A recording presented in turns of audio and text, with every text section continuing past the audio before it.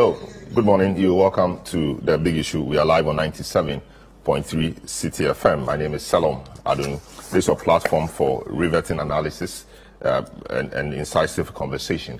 The show is live across a number of our partner stations and also on social media. You can join the discussion via 0549 986 996. That's our WhatsApp number, 0549 986 996, and we'll be happy to share your views with the rest of the world.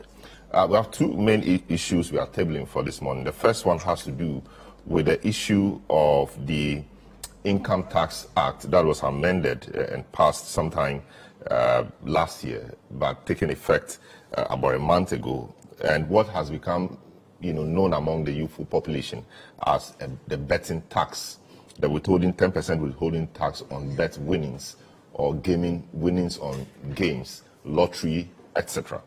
Now, this has sparked a storm in a section of the public, especially the youth. They do not understand why government will want to tax bet winnings. The NDC has waded into this and said it is insensitive and it is reckless of government to want to tax the bet winnings of people when government has not provided jobs, when the young people are suffering and working so hard to make ends meet. So taxing bet wins should not be the way to go. The government has said that not quite, because betting is for lazy people and it makes the young population lazy, and so we must tax it to discourage young people from going to betting. That has been the discussion really. But is taxing bet winnings a good revenue generator in an ailing economy? We will look at that today with our guests. We'll look at all angles of this betting game, very prevalent in many of the youthful in the youthful population. Really, we'll understand what it means and how easy it is for them to make winnings.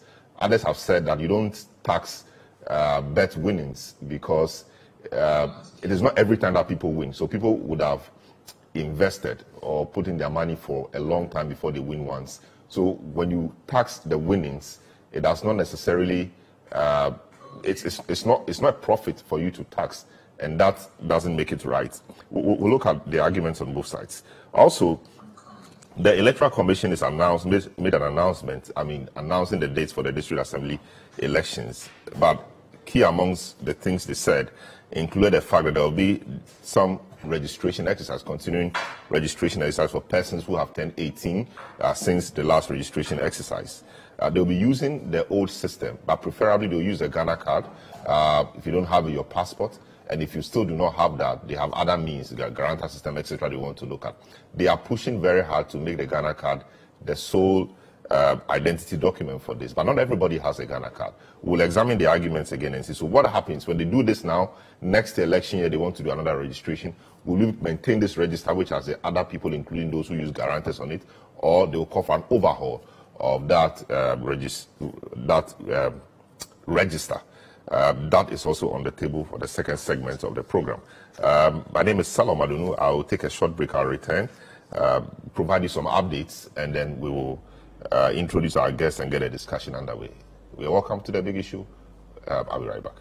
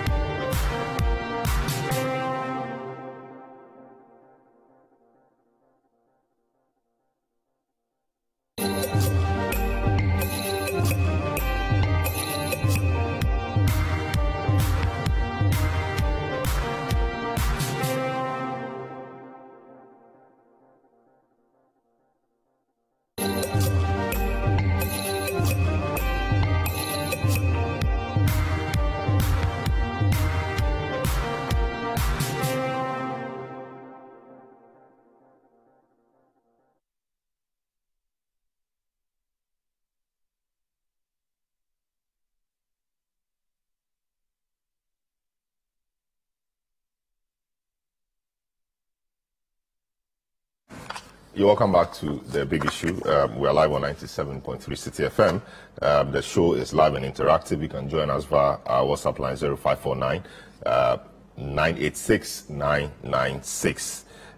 We're dealing with two key issues today. One is a 10% betting tax. That's how we call it these days. 10% betting tax. That's actually the income tax on bet winnings or lottery. Whether it's a good revenue generator in an alien economy or not, the young people are unhappy. The NDC is waded into it and serve notice that the government does not withdraw this tax.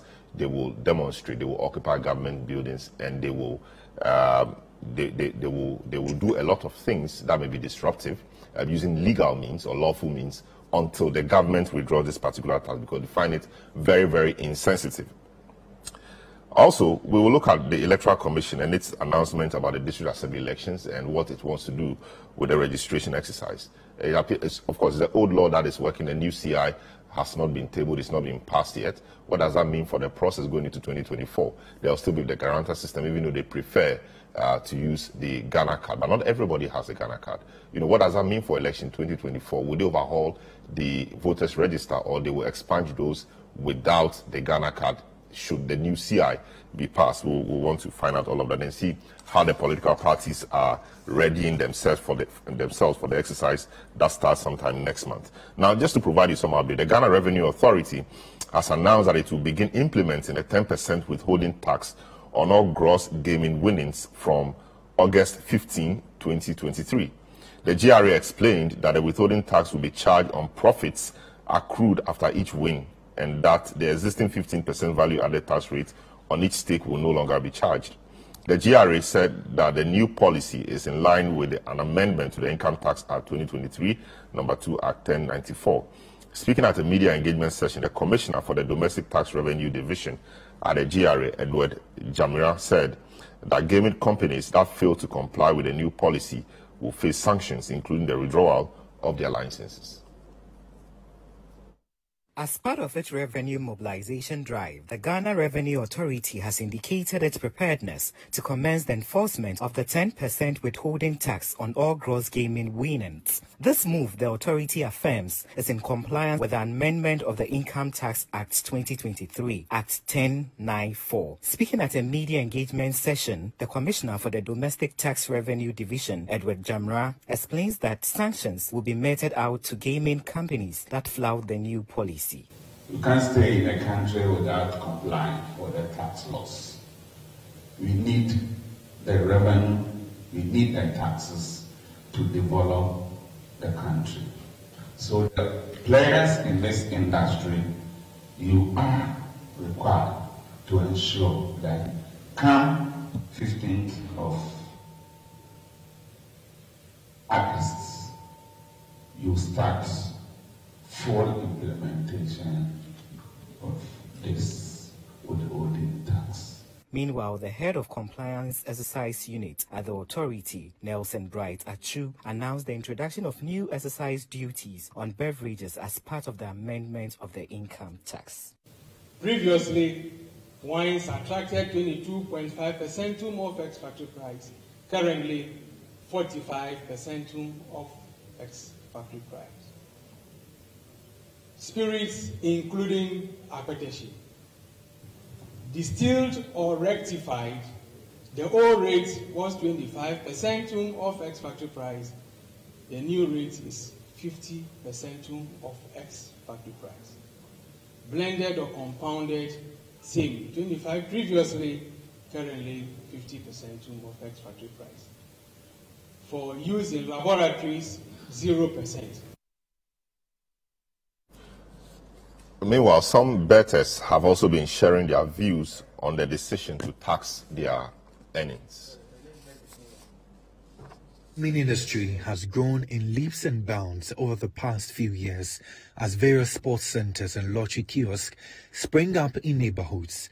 The industry has been giving a further boost with the advent of technology, which makes it easy for patrons to access gaming platforms to stake their bet at their convenience. Government, in a bid to rake in more revenue as the country's economy suffers a downturn, passed 3 new taxes, including the Income Tax Amendment Bill 2022, which imposes a 10% tax on bet and lottery winnings. The tax, which takes effect on August 15, at a time when major leagues across the world have started the new season, has been met with stiff opposition from majority of its patrons, who say the tax will affect their livelihood. First, you to be the bonny chrono, no manual be, but betting a bad system. They say, no, what to be troubled, to be the best 200, what to be the best 500. So I say, into pressure. About phone kakao kunso. Now I say the meeting say government say or bet 10%. 10% for what? Bet yes say kra bet no ankasa enye easy so ubedi. Ube sole ho machi. Ube shisha. So no be nya be say 10 odd and 15 odd. Answer no beti. And kra po enye 100% guarantee say utia ube wini. So I say and I mean I don't see now what no wini so government say or 10% also say wait 1,000 only 1 cedi. It is a 1,000. That's say when 1,000 it be same government so no so 100 cedis. Our government no Brahman Obama also 100 cedis. Betwe twane ya ankasa ya youth na o man edwuma enu woniti ye sole an ebe gu ha na eden ye be peka kakakra na wo be ka kire me say me ma be twa bet e bia be say 6 months my trabet say me need that crew ne that crew pe me di no wo aban be ka kire me say kakra na be ba me botom no say abeti bibi wo so a me du ho am say omo ankasa no omunim de omu ye. But not all bettors are opposed the new tax. Yawinti says the new tax will allow him and many other bettors contribute their quota towards national development. Many abandon going to the sense 100% to the sense so to a memu. That's also to a tax because Ghana has him say no. Obia Felice, Obia Segun Butuno or pay, but it's a man say at Transium say betting so boys in the chat, girls in the chat. Yeah, minimum gave ya last week. Odi about 300 million. Sabana so waji be a bear say 5,000 or the 2 cedi. Or about 300 million. About so waji 5,000 and 2,000 Abandon money because a person money. Meanwhile, a lotto operator who has been speaking to Citi News on condition of anonymity fears the new tax will collapse his business. Kobase afedi we be deny say sabete so hadwen ye na ye ton de ye hu be kire because obi o eno an ye nso ye de didi nte kobase se woni pa no wa say wasi ye betini di won twakora na je se ye adwuma no so ayeden agu. Tax analyst Francis Timor Boy has, however, dismissed fears that the tax will have a negative impact on betting and lottery industry. With concerns that the government may not be able to achieve its revenue target of 1.2 billion cedis as a result of the tax, Francis Timor Boy believes the government must do more to strengthen loopholes in the implementation of the tax regime. He has also called on government to review the rate imposed in the 2024 budget statement while also granting exemptions. If there were some threshold to cater for the poor, 2016 we had 2,592 cedis. If you win that amount, we don't tax you. Maybe we could have brought it back and say, okay, if you win maybe 1,000 or 2,000, you don't pay tax on it. Let's also remember that when you lose, you don't pay tax. Government doesn't mind you. You are just on your own. I wish that there should have been that review, and hopefully if the minister can consider possibly reviewing it in the media in the 2024 budget that will be presented in November. Let's take a second look at it. All right, so you saw and heard that report put together by Citi Newsroom. Now let me introduce my guests to you this morning. Quite a number of interested persons on this matter. Osman Ayariga is Deputy Youth Organizer of the National Democratic Congress. They are raising a storm about this whole tax on games or lottery or betting. Dr. Dixon Adumaku Kisi is Member of Parliament for the Anyaso Tum constituency, member of the New Patriotic Party. We have Jeffrey Okanse, who is a member of the Tax Justice Coalition, and also Clinton, Lil Mo GH, Clinton, also known as Lil Mo GH, who is a sports bettor. He understands the industry very well. They call them investors, and they will help us understand what really the matters are. We also have Dr. Kobe Boateng, who is president, Ghana Association of Sports Betting Operators. They are the betting operators. They run the platforms, and this is the platforms the bettors use to realize their objective, that is the winnings, etc. they do. Gentlemen, you are welcome to the program. Thank you. All right, so let me start off with the governing side, because it's a tax introduced by the executive, even though you belong to the legislature, but you passed the bill actually, or you passed the law.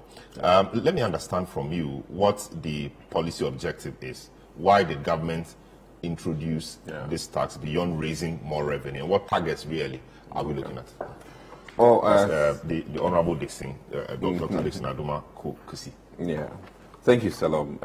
It's been a long time since you hosted me, but that's fine. And you have a very nice edifice. Thank you. The last time was at the old place. Yes, so yes, thank you. Kudos to leadership and management of Citi. Thank you. Let me also add that the new job in MP, today is her birthday, Amapuma. Oh, okay. She's the Deputy Minister for Communication, working with ESLA. Okay. Lovely woman. Lovely woman. So, one of the very important things that I need to put out, tax is one of the very important aspects of government raising revenue, besides loans and, shall I say, bonds. And if governance is dynamic, then we are here now because of government being dynamic. And why do I say that? Gaming and money spent on gaming, like cigarettes, is a discretionary spending. And what I mean by that is that individuals decide to use their hard-earned money to spend at their own will, whether for alcohol or cigarettes, or in this case, for gaming. And let me just educate people that, interestingly, during the COVID period leading up to now, government has noticed that there was no severe or negative economic impact on gaming industry. And it would interest you to know that whilst activities were on slow drive, more people were spending time on gaming online and doing lottery. And I must say that kudos also to Sami Oku, who's been doing NLA. Though it's different from gaming, you know, I think it's still in the same sphere. And I think one way or the other, they've brought gaming and lottery closer home. I've been to Vegas a number of times, not to gamble, but to enjoy the infrastructure. You know, Caesar's Palace, Bellagio, and all these wonderful places, the Strip, you know, in Vegas. Wonderful weather. But let me interest Ghanaians to know that Las Vegas, which we all know now, is Vegas because of revenues from lottery and gaming. And by virtue of that, it is a testimony of what the gaming industry can do to a town or a city. And it's now a destination for lots of weddings and lots of events, especially even boxing. And I must say that in as much as many of us may not like the idea of gambling, it is an industry that is now with us. And if you're a government and you're looking at the quantum of monies that this industry is now milking out of your economy, then you must be very, you know, interested in trying to, one, also get some gains in for very important government use. And let me say that it would interest people to know that the pre-pandemic revenues from gaming has even increased over 10% over the past 3 years, which is very remarkable for government. And to look at some figures, I spent some time looking at two key places that I would focus on in terms of taxes. And I must say that we've started on a generous note. And what I say by that, 10% is almost like tithing. And it's on a generous note because elsewhere we are looking at 35% on the winnings. On the winnings. And in fact, in the US, it is injurious to take a lump sum when you win your lottery. And many have rather done 10 years payment plan with the government so that it reduces their tax requirement. And it's not even advisable in tax related arrangement for gaming or lottery to take lump sum. If you take lump sum, government will get you. So elsewhere, people don't take lump sum. They spread it over a number of years so that the yearly taxing will not be too huge on them. Now, federal taxes in the US is 24%. And then the state will also top you up. In New York, it's 8.82%. In Las Vegas, it's 6.75%. So this is in addition to, so if you add 6 to 24, that's 30. If you add 8 to 24, you're looking at 33%. And this is what the normal is. And I'm using just that. We can go into Europe where it's even more. You understand? So I think that for lack of a better word, government has started off with 10%, way low than what the norm is in places where gaming is very well done. Now, I also want to say this, that anytime there's taxation, I want Ghanaians to require of government more accountability, because it is not just about collecting taxes.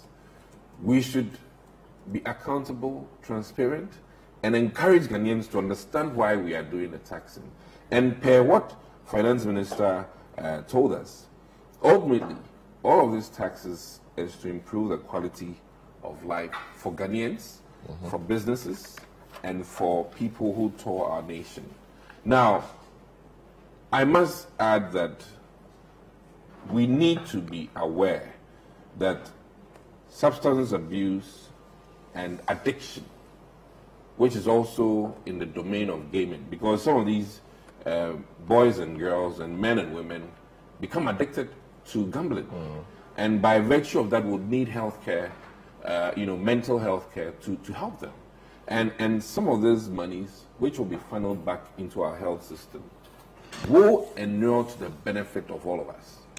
Because if you've lived with any addict before, you can appreciate the fact that gambling addiction is not good. And I've wanted to have a word with the opposition party, largely because on the matter of gambling, no religious body that I know in this country is for it. And they need to be mindful of the fact that in economic terms, nudging is very important. Something to do to dissuade or discourage people from engaging in gambling is also very crucial in terms of doing your taxation. And government cannot take away your entire liberty of engaging in, let me say, discretionary spending. In the Netherlands and in Germany, people spend on prostitution, and it's legal. And government also takes its cut from even that. So what I'm trying to say here is that, one, government is not taking away people's liberty to do gaming, but in as much as government is not taking, government needs to tread cautiously and try to dissuade many people from engaging in this activity. And just like in cigarette smoking, if you tax more, people smoke less. And these are some of the things we do in economics. so that people do not engage in these things. Now, I think that what we, government, need to encourage people to understand is that these taxes, one, are going to help our public health system so that we can address some of these addictions that I talked about.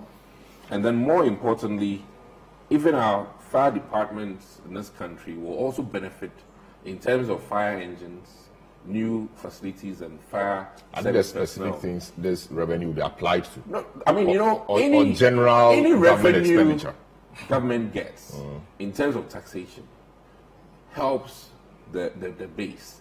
And the base of governance is what I'm talking about, and even road maintenance. And I think that, as we all know, all the gaming sites require some policing and protection, security. And I want to beg people to understand that you walk on some level of whether bad or good roads to your gaming center. If the electricity there is not on, can you do gaming? And government is providing us with sustainable energy, and that also is something that we need to be aware that all of our tax revenues go to support the lights we have on. And hear me out that Finance Minister, in as much as sometimes I don't side with him, has been very clear to us that despite all these challenges, we have kept our electricity on. And I really think that people who are into gaming should always be appreciative, because imagine when you're just about doing your bet and lights goes off. That bet could have maybe earned you something. So having sustainable electricity is almost a necessity for efficient. So look, my concern is we appear to be applying this potential revenue from gaming or betting or however we want to call it to everything. And we had this before when the e-levy advocacy was ongoing. It almost appeared as if e-levy was going to solve every single problem of Ghanaians, to the extent that we even stopped the road tolling, etc., because we said that the e-levy was going to generate enough funding to deal with all of that. E-levy didn't perform as well as we all or government expected. So we are back to it. So we went to IMF, etc. Now here we are with a new tax handle, not so new, but repealed, brought back.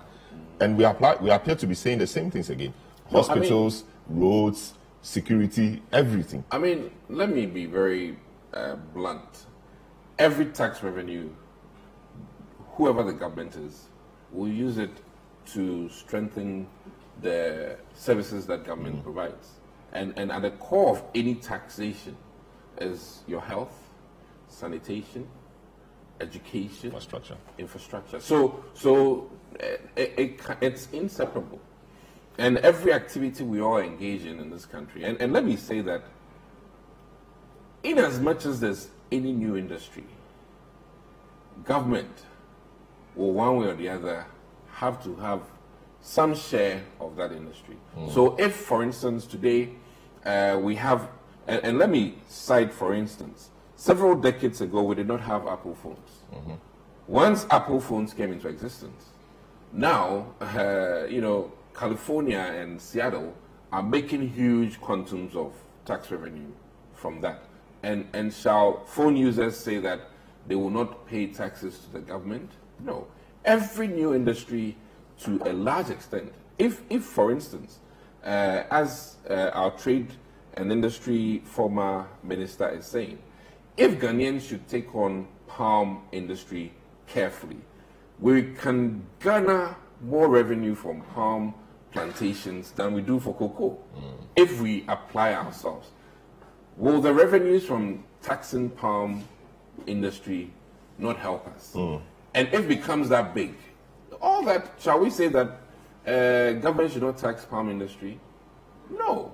Whatever industry that comes up from tomorrow, be it water, be it even let me say air conditioners, everything that is new business, besides killing it, some taxation can drown out an industry. Very well. And I really think that 10% will not drown out this industry.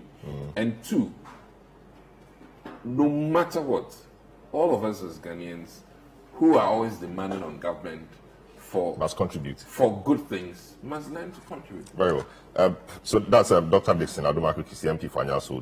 Let me speak to Dr. Kobi Boateng, who is president of the Ghana Association of Sport Betting Operators. Doc, welcome to the program. So government reintroduced this tax to get some revenue from your industry. First of all, tell us, how did this hit you? And before you go ahead to tell us that, let's know who your membership is. How is your membership structure like? How many people are in the Ghana Association, or companies are in the Ghana Association of Sport Betting Operators? Good morning. Can you hear me? Yes, I can hear you. Yeah, good morning. Thank you very much for inviting Ghana Association of Sports Betting onto your program. Right. The industry consists of 32 operating members who are licensed by the Ghana Gaming Commission. And we, at a point in time, felt that it was better to come together as a unit to be able to assist the government and also to help our consumers to galvanize ourselves in such a way that if there are any kind of issues or impact that is coming on it, we might have a better discussion with the authorities to bring in a better resolution on any issues that arise. Here in this particular case was the announcement in the budget in the beginning of January of a gaming tax on the industry. Now, previously, the operators had to come in with these VAT on sales, which we felt that it was becoming cumbersome to our operations and also very expensive for the government in terms of collection. Right. So after a lengthy discussion, we arrived at tax being on the GGR, which is in simple terms, sales and winnings, and the difference between the two is the gross gaming revenue. So it is at this juncture that we came into discussion with the government as to what percentage that should be in terms of effective collection on our members. That negotiations led to the point of a 20% tax on GGR, which is where the operators have to come out and pay, right? So in that regard, it also dawned upon us that the government also, as a policy, thought about this withholding tax, which I think is a case for us to be discussing today, which came around the 10%, right? Yes, just so I understand you, the gross gaming revenue of 20% is paid by who? By the betting operators? Yes. Okay, and this is separate from other taxes you pay already, corporate taxes, etc. Is that correct? The gross gaming revenue came in to replace VAT and CIT. So at the moment, no gaming operator pays any other expenses or any other tax to the government. But of course, this particular taxation, nonetheless, affects also the income. No, go ahead. The income that these betting companies face. Don't forget that, especially within our industry and the retail sector, we do invest a lot of our money into recruitment, salaries, land, how do we call it? Other expenditures that we do, payee, and then state contributions and all that. So let's bear in mind that with the 20% that we are giving to the government, we also have all these other expenses that come our way. So this, in a way, was looking at it so that, or having this discourse with the government, that other taxes moving on will be, and then sort of put us in a very difficult position, right? I see. So since this tax was reintroduced or was introduced, what has your I don't want to say members, I mean the people, the bettors, what have they been telling you? Do they say, are they, obviously they will not be happy, but how much of an impact do they say this will have on their betting behavior?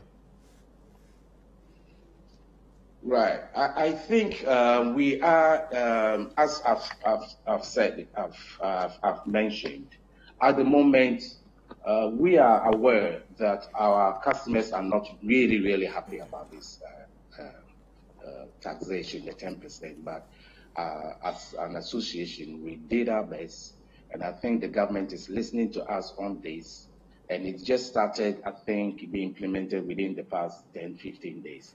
We're still in negotiations with the government, because let's realize that whatever impact that we receive from the reaction of the punters will affect the gaming revenue, right?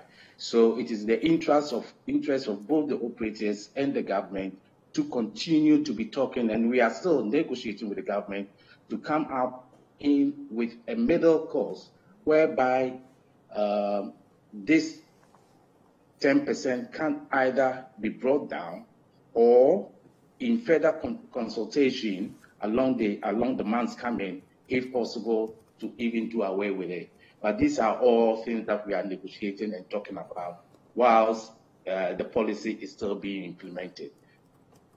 I see. All right. Let me now. So I'll come back to you, Doc. Let me speak to Osman Ayariga, who is in the studio with me, Deputy Organizer of the NDC. The NDC appears not happy about this. They've issued a statement saying a lot of things. Osman, why is the NDC unhappy with this? The NDC, in its time, also introduced a similar tax. It was this government that took it out in 2017. This tax has come back. So really, if the government hadn't repealed it or taken it away, it would have still existed, albeit in another form.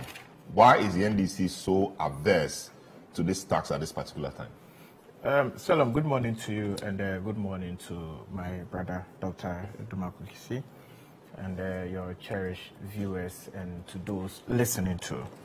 I would just want to touch on a few things Doctor said before I even come to that. But also answering your question, this is not just the position of NDC. This is the position of every youth of this country. We have had calls from all youth across various political parties. Even youth within the NPP have called us to express their dissatisfaction, have called us to express their anger. They have called us to express how they are unhappy with this current tax that is being introduced across board to affect every better in the current industry. So it is not the position of, say, the NDC. The NDC is taking the front row in fighting this thing for every youth in this country. So even the NPP youth are unhappy about it. The CPP youth are unhappy about it. The non-political youth that are out there are unhappy about it. So we are only out here as a mouthpiece, and of course, as a party that listens to the hue and cry of people and understand what people go through. Of course, we would have to take up the fight and fight for them. My brother said something about, gaming being a discretionary spending. If you decide to look at it holistically like that, then you're going to be getting it all wrong. He tried to analyze it by bringing how cities like Las Vegas, etc., how their gambling is being controlled and how it's being monitored and how it's being regulated. Juxtaposing that with our current Ghanaian society, you would realize that the caliber and kinds of people who gamble in Las Vegas are not the kind of people that we are talking about here. These are multi-millionaires in Las Vegas who go there as a form of luxury to gamble, and they do it as a big-time business. And we all know what happens in Las Vegas. Before you even go into a casino, I mean, ordinary person like me, I cannot even go into a Las Vegas casino, sit on a roulette or a table and start gambling. Really? Because you don't have money? Because I don't have that kind of money. So, no, I don't have that kind of money. Even the chips that you buy there, sometimes there's a minimum of $5,000, minimum of $10,000. The chips, we read about Las Vegas. I've never been there. So we read about them, and we know the kind of gambling that happens there, and the caliber of persons that go there to gamble. So if the government there is trying to take some money from those kinds of persons, yes, we can understand. Bring us back to our current situation here. We are not talking about multi-millionaires or well-to-do people like Dr. Kisi who are out there trying to gamble and government is trying to take a chunk out of it. We are talking about youth like myself who are unemployed, who this government promised hope, and they are going through hopelessness, who this government promised jobs, and there's joblessness, who this government promised light at the end of the tunnel, and there's nothing at the end of the tunnel. We are done with the tunnel and there's nothing. It's dark. We are talking about people who wake up every morning and try to even bet on 10 Ghana cedis, 5 Ghana cedis, 1 Ghana cedi. These are the kind of people we are talking about here, my brother. We are not talking about multi-millionaires who are happy, who are okay, who have made it in life and are gambling millions of dollars. No, we are talking about the youth of this country who sit down and calculate various odds in football matches, and just to put in 10 Ghana cedis to be able to raise some revenue, to raise capital, to be able to go into production. I know people use betting to raise capital. Yes. Salam, I'm coming to that. I know people. I know people who have been able to put maybe 10 cedis, 5 cedis, and when you say 5,000, and I've gone into agriculture. Personally, I've seen people, and I've seen people who have been able to put maybe 10 cedis, 5 cedis, 20 cedis, and when say maybe 4,000 or 5,000 cedis, and they have gone into some business, some bought motorbikes to go into delivery. Then government can tax them. That makes absolute sense. But where the person is trying to survive, Salom, people out there who are betting on this sports bet are not doing it because they are happy and because they are living a luxurious lifestyle. They are trying to survive. It is about survival. People are trying to make ends meet. People are trying very hard not to engage in any form of crime. People are trying very hard to fend for themselves. People are trying hard to put food on their table. So if you come and you try to do an analogy, that's because it's happening in Las Vegas, and there are huge taxes there, say 20%, 25%. So the fact that you're even taxing us 10% means that you have even been charitable to us. Please. So if I put in, I don't know what the rates are really, but if I put in 10 cedis and maybe I won 100 cedis, and government says out of that 100 cedis, give me 10 cedis and take home 90 cedis. That is not too cruel, is it? It is. 100 cedis and 10 cedis. It is. And I'll come to why. And I'll come to. And I would come to why it's cruel. And I'll come to why it is cruel and wicked. Now, he also spoke about accountability, and that is where the problem is. This government, under Akufo-Addo, with his not able vice president, Alhaji Bawumia. In your view? Yes, in my view, he's not able because he has promised us so many things. And he was the one who was championing the campaign mantra that we are going to move from taxation to production. This government alone has introduced not less than 20 new taxes. And we continue to call them nuisance taxes. 3% VAT flat rate, 5% increase in VAT, making the Get Fund levy and NHIL straight taxes, 5% National Fiscal Stabilization Levy, 2% Special Import Levy. You remember the luxury vehicle tax that we fought vehemently. 50% increase in communication service tax, 1% COVID-19 on 3% VAT flat rate, making it 4%. 1% COVID-19 levy on the 2.5 National Health Insurance Levy, also making it 3.5%. 5% fiscal sector cleanup recovery levy, 1% e-levy, formerly 1.5% on the Momo and other digital transactions, 20 pesos energy sector recovery levy, 10% sanitation levy, which we call the baller tax that we have continuously fought and we are still fighting, 18% energy sector recovery levy on every kilogram of LPG, 2.5% increase in VAT, the excise duty amendment bill, the growth and sustainability levy bill, the income tax amendment bill 2022. Then now we have the tax on bed. Don't forget we are currently fighting the other tax on the sanitary parts. So you realize that I mentioned COVID. Okay. I mentioned COVID. Oh, okay. I mentioned COVID-19. I mentioned it. So I'm waiting for you when you're done. I've mentioned COVID-19. I've mentioned all those taxes. So this is a government that promised to move from taxation to production. The argument is that they've rather introduced more taxes. And they've introduced more taxes. And there's nothing to show. There's nothing for us to see. Because they promised us jobs. We've not seen the jobs. The youth are angry and hungry because this government has not been able to account for the many taxes that they have introduced and what we are paying for. And the taxes are choking. So if the youth this time around say that we are sick and tired of the taxes, no one, and mind you, no one is against development, but we are against people taxing us and we're not seeing the development. So considering the number or the amount of taxes that this government has enjoyed, also in addition to the loans and the revenue, and what we are seeing today, what do we see today? Total mismanagement, huge corruption everywhere, and we do not see what this government has done. Even in his own constituency, he has terrible roads. But terrible roads. He's telling us that the taxes are to fix his own. His own constituency, he has very, very terrible roads. He's here, I know his constituency. It's just here. Very bad roads. And for how many? For 7 years. For 7 years, he still has bad roads. So I'm surprised he's sitting here and giving support. Osman, is it your view that in 7 years, government should have finished solving or dealing with all the bad roads in the country? Not at all, but I should see some significant. Oh, we've seen asphalt overlay. We've seen a lot of indeed. And the roads and highways ministers on record, they need the president as well to have said that his administration has constructed more roads than when we put that statement to strict proof, we realized that it wasn't the case.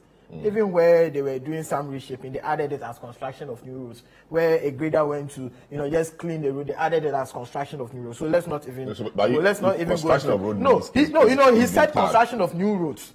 You remember that? If there was no road there before. It's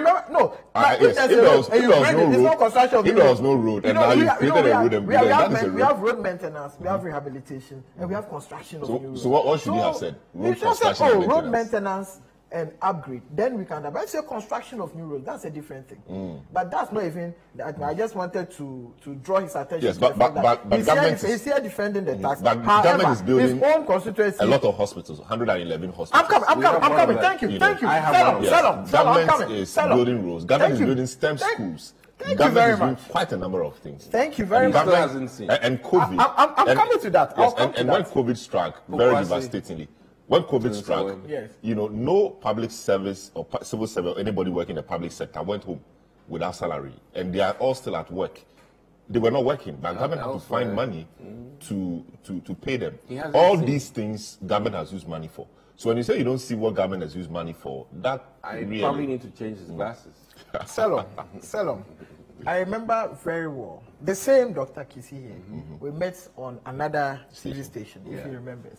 And he was making so much noise about Agenda 111 and how they were going to complete it and how they were going to do it. And I told him that at the time they started and the timeline they had given, if they were able to complete even 5, I will leave the NDC and join the MPP. All those deadlines have passed. He said, ask him. I told him that if they are able to complete even moving steadily. That is the English we are. It's moving steadily, and it's still moving steadily. I think, please, let us not, insult the intelligence of Ghanaians. No, I'm not done. I'll come back to you. I'm not done. So if you come and want to make that argument about you controlling it and in Vegas, this is how it's done, I think it's a misplaced argument here. So let us not even hear that argument. The youth are sick and tired. And I've listed all the taxes that we pay on a daily basis. So do you know when you go out and you even buy food to a tune of 1,000 Ghana cedis, or any item to a tune of 1,000 Ghana, you end up paying close to 1,229. Just taxes accumulated. Just taxes accumulate. No, 100. If you buy food, 1,000 cedis. Or if you go to a restaurant and your meal, you and your friends, the total of the food is 1,000 cedis. You end up paying 1,229 if you accumulate all the taxes. So in essence, you pay like 200 cedis worth of tax. Yes. Okay. Now, Salom, let me also come back to the issue of the angle of the debate that, well, it was introduced and they have reintroduced it. In that Act 896, it didn't include sports betting. It didn't include people like myself who are trying to make a living. It didn't include people like myself who are trying to survive. It only dealt with lotteries. And even that, there was a threshold. If you won below 2,500, you were not taxed. If you won above 2,500, you are taxed less the 2,500. So then it makes room. And you see, in lotteries, before you win above 2,500, what it means is that you have staked higher numbers, or you decided to take more money to be able to win that. So the thinking and the calculation is that anyone who wins above 2,500, the person doesn't fall within my bracket of being a young, poor youth. So if you are taking 100 cedis in lotteries or 50 cedis, you cannot win above 2,000 per the calculation. So if I am a young man like me, unemployed thanks to this government, and we decide to go into lotteries and we go and stake 100 cedis, we are safe. You understand? Now, what it also calculated, what it also thought about was that it is not every day that when you stake, you will win. So the calculation is that in some instances, you make losses. So all of this 2,500 was supposed to absorb whatever losses you make. But in this current dispensation, let me tell you why this tax is even more wicked. So in this, there's no exception there. There's no limit. There's no limit. Yes, right from the beginning. Yes, and aside from, I'm coming to why. No, so I want to. Well, I'll take a break. I want to speak to the other guy. So we come back again. Right. Let me speak to Clinton Lil Mo GH, who is a known sports bettor. Clinton, welcome to the program. Has implementation of this tax started affecting your operations as a bettor?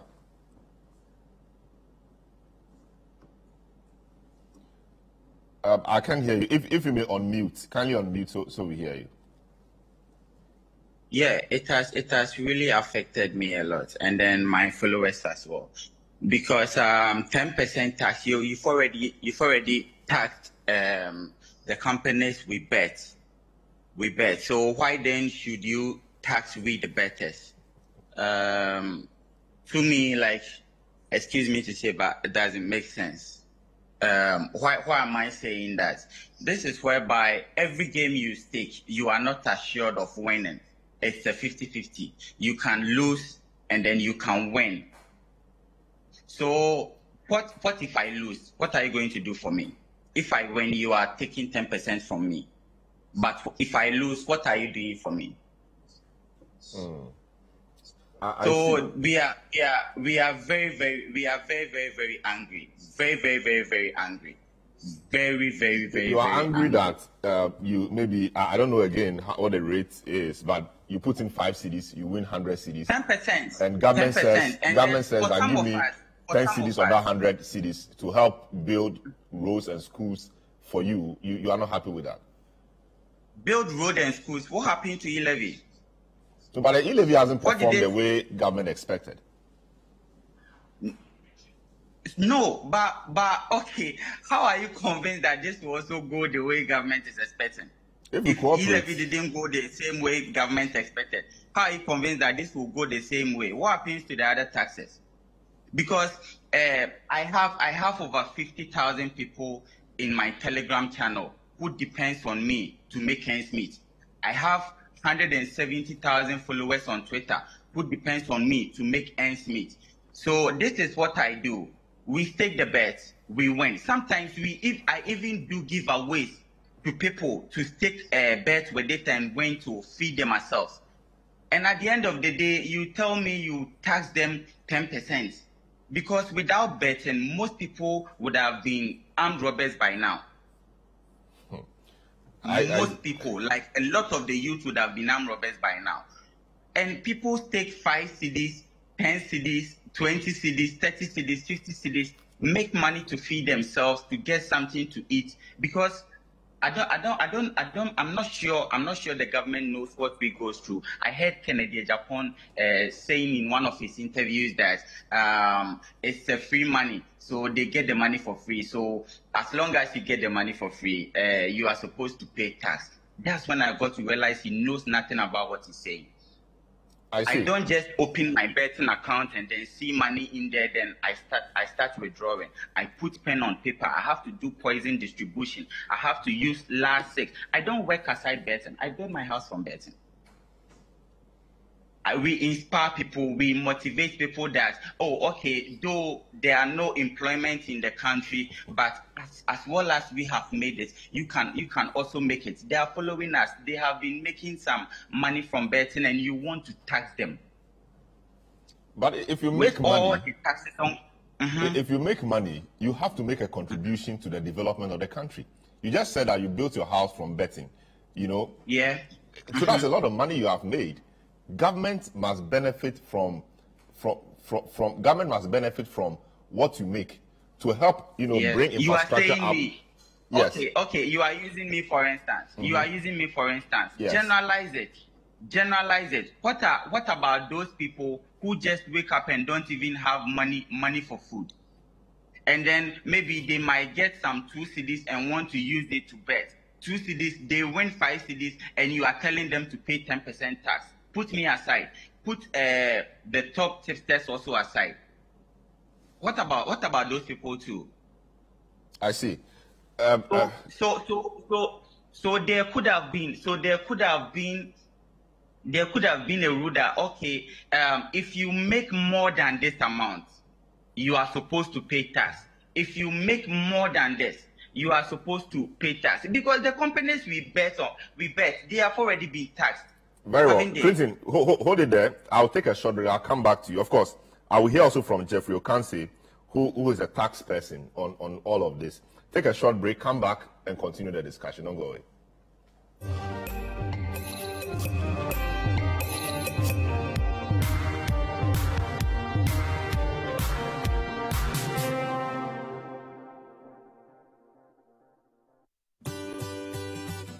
Citi TV is live. On DSTV, go to channel 363. On GoTV, access.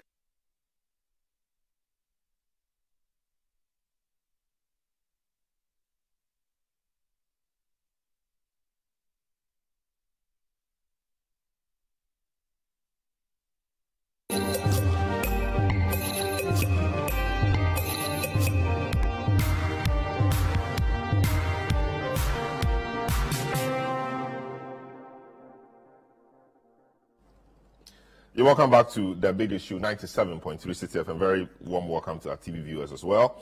My name is Salom Adunu. The show is live and interactive. You can join us via our WhatsApp line 020-444-7033, and that number is displayed on the screen. We'll be happy to share your views with the rest of the world. This morning we are discussing two very interesting topics. The first one has to do with the 10% tax on betting or game winnings or lottery winnings. We're asking whether it's a good revenue generator in an ailing economy. The young people of our country who are mainly into betting are not happy with the government for the introduction or reintroduction of this tax. They want government to do something about it. We've been having discussions with some of them. Indeed, the NDC is waded into the matter and said that government's introduction of this tax has been insensitive because government promised to provide jobs for these young people and government has failed. And so the last thing you want to do is to tax these young people when they are trying to make ends meet. That is a proposition, or that is a view we are interrogating on the program. Also, the Electoral Commission this week made some announcements. They've set dates for voter registration, and they've also set dates for the District Assembly elections. We will see really what will become of the new CI they are hoping to introduce, but obviously not for this registration exercise.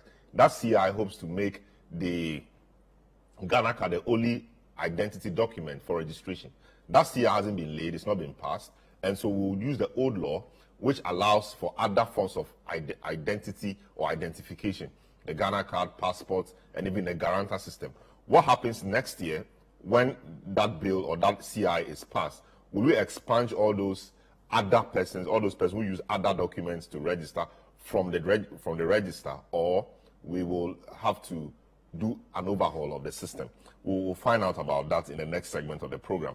I guess for this segment, looking at the 10% betting tax, is Dr. Kobe Boateng, President, Ghana Association of Sports Betting Operators, Osman Ayariga, Deputy Youth Organizer of the NDC, Dr. Dexin Adumaku Kisi, Member of Parliament, Anyaso Utum, Jeffrey Okanse, who we are here to hear from, is a member of the Tax Justice Coalition, and then Clinton Lil Mo GH is a sports bettor, very well known in the sector. So we've been having this discussion generally on what the way forward should be, whether the tax, should continue to exist, whether indeed we can raise the revenue we anticipate from this, or something generally should be done about it. You heard from quite a number of our panelists. Now let's speak to Jeffrey Okanse. He's a member of the Tax Justice Coalition. Jeffrey, as a tax person, what's your thinking about the reintroduction of this tax on lottery winnings or game winnings generally, which includes betting? Well, good morning and thanks for having me. Can you hear me? Yes, I can hear you loud and clear. Well, lovely. My greetings to the panelists and all our viewers across the world. It's important that I put it clear that our discussion this morning is around tax adequacy, tax efficiency, and then the tax communication and education. Now, on tax sufficiency, you realize from the total discussion in public and on your panel right now that people think that we have sufficient taxes in the country. The tax adequacy is okay for Ghana. We have a lot of taxes. If government focuses on that, government collects well, we would be able to run this country on the taxes that we have in place.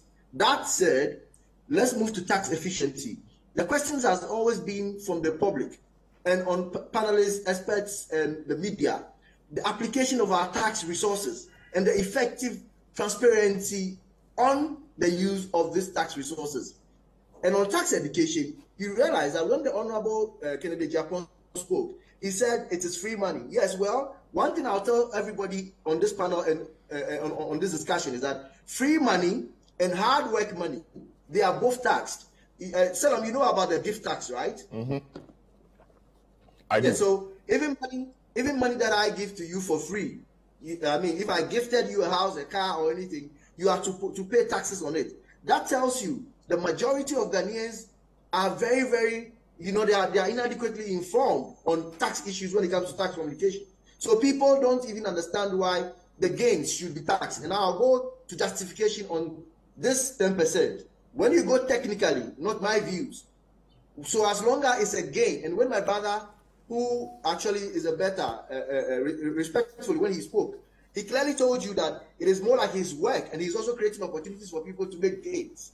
So ensure technically to accept that the gains is what government is targeting. So government is justified to actually take a percentage of your gain. That is what I would like to make clear. And then also to notice that the gaming industry is not new. This betting industry is not new, so it's been operating. The only changing things that goes on is that the finances have been changing. I see. So does the fact of the uncertainty of the win play any role in tax administration? So, for example, you may not have won for the last 10 times you engage in it, and so you've lost. You try again, and then you win. Just when you win, government shows up and says, "Give me 10%." How does that play out in tax administration? Hello? Yes, can you hear me? Hello? Yes, can you hear me, Jeffrey? Hello? Okay, this is a big issue. We are coming to you live from 97.3 Citi FM. We are trying to interrogate the matters of the betting tax, the 10% betting tax. Quite a number of people don't seem happy about it. Others also think it's a way to go because once you make some winnings or earnings, government is justified in taking a portion of that for purposes of developing the country. That appears to be the trajectory Jeffrey Okanse was on before we lost him momentarily. He's back on the line. Jeffrey, can you hear me now? Yes. I'm saying that. Sorry, I'm having. Yes. I'm actually communicating from outside Accra. That's why. No, that's okay. That's okay. We will manage. So my question is that they talk about uncertainty. You don't know whether you will win or not. So you engage in it the last 10 times, you didn't win. You tried again, you won. Now government shows up and says, yes, because you've made a win, I am entitled to 10% of that win by way of taxes. How does that play out in tax administration?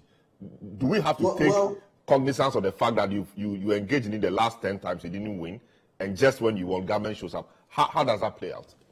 Well, everybody who engages in business or activities takes a risk, you know. So if the orange seller leaves the home, as to whether he will make a sale, she will make a sale or not, when after the Lampo people come, the levies she pays.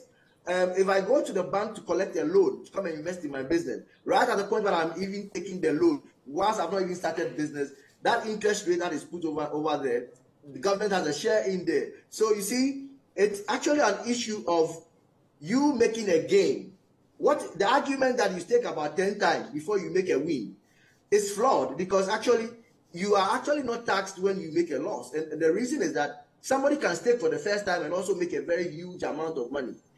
Okay, what I would see here is the challenges that actually this tax actually brings here. You know, the impact on the industry, because there was very little engagement with industry. There's going to be a negative impact. The response from the betting companies, those who bet, I mean, they've actually started revolting, and it happened in the issue of the e-levy as well. That issue is what we have to think about. We also look at communication. It's important to improve on the tax communication so that people can really understand what's going on. Let me tell you what, the other challenge that exists around this upheaval is that people think that government is not being transparent and accountable on the application of the tax resources. Constantly, when I listen to some of the interviews you people are doing wonderfully, people are asking what you are using the money for. And that becomes a tool for what? People not trying to pay. It affects compliance. So that is what also should be. Now let's look at another challenge, the addiction. One of the panelists have mentioned addiction, and I think we should look at it. When people get so addicted to some of these betting options, rather than the same digital space, exploring the possibility of doing coding. People are doing coding elsewhere, outside the world, and all over the place. People are doing coding and other, profitable marketing, initiatives on the digital space. So while at it, it is important to let people know that this is important to do. So we should also look at the issue of frustrations from losses.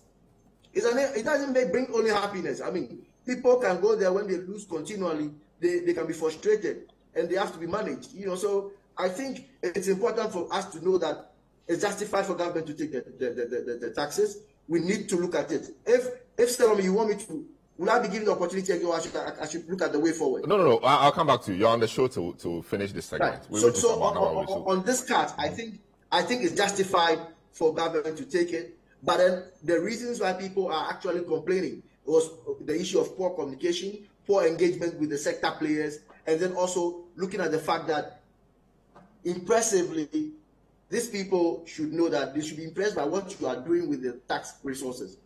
So if they don't see such, they will be questioning it, and it affects compliance. Yes, people are not trying to comply, and they are questioning it because. Yes, I want to ask, in formulating the question, I want to ask about it in terms of morality of government taxing the wins of these young people. But, talking about betting and morality in the same bracket is quite interesting. But yes. Why are we sticking to young people? I know the majority of the people are youth, okay? Yes, but it is the young people, the angle of the young people that is generating a discussion. And their view is that you have not given me jobs. I've tried everything and I've identified betting, use 2 CDs, 5 CDs, and I get some money to eke out a living on a daily basis. And now you fail to give me a job, you do not have the moral authority to now approach me for a 10% of that which I have earned on my own without your effort. I mean, that is the argument. Whether that is sound or not, that is the argument or the prevailing argument on the youth front in respect of this particular tax. Well, that's true. Well, that's true. Yes. And I accept, and I'm with them. I share their pain, but I'm saying that it's a cut-across issue that once government has not created employment, people would want to use this as an alternative.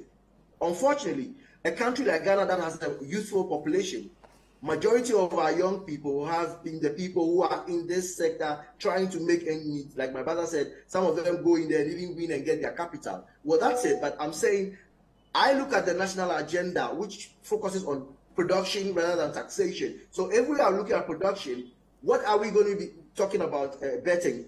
Is betting a very productive industry? Well, somebody works there, it creates employment for some people. Someone bets and gets his capital from there. So you think it's a thriving industry. But I would compare it to other options where we can explore and make more profit for ourselves, like the agricultural industry, the construction industry, and then the tourism, which are the three most vibrant industries in Ghana. So I think, well, justification is that government has a justification to charge it because they are making gains and earnings.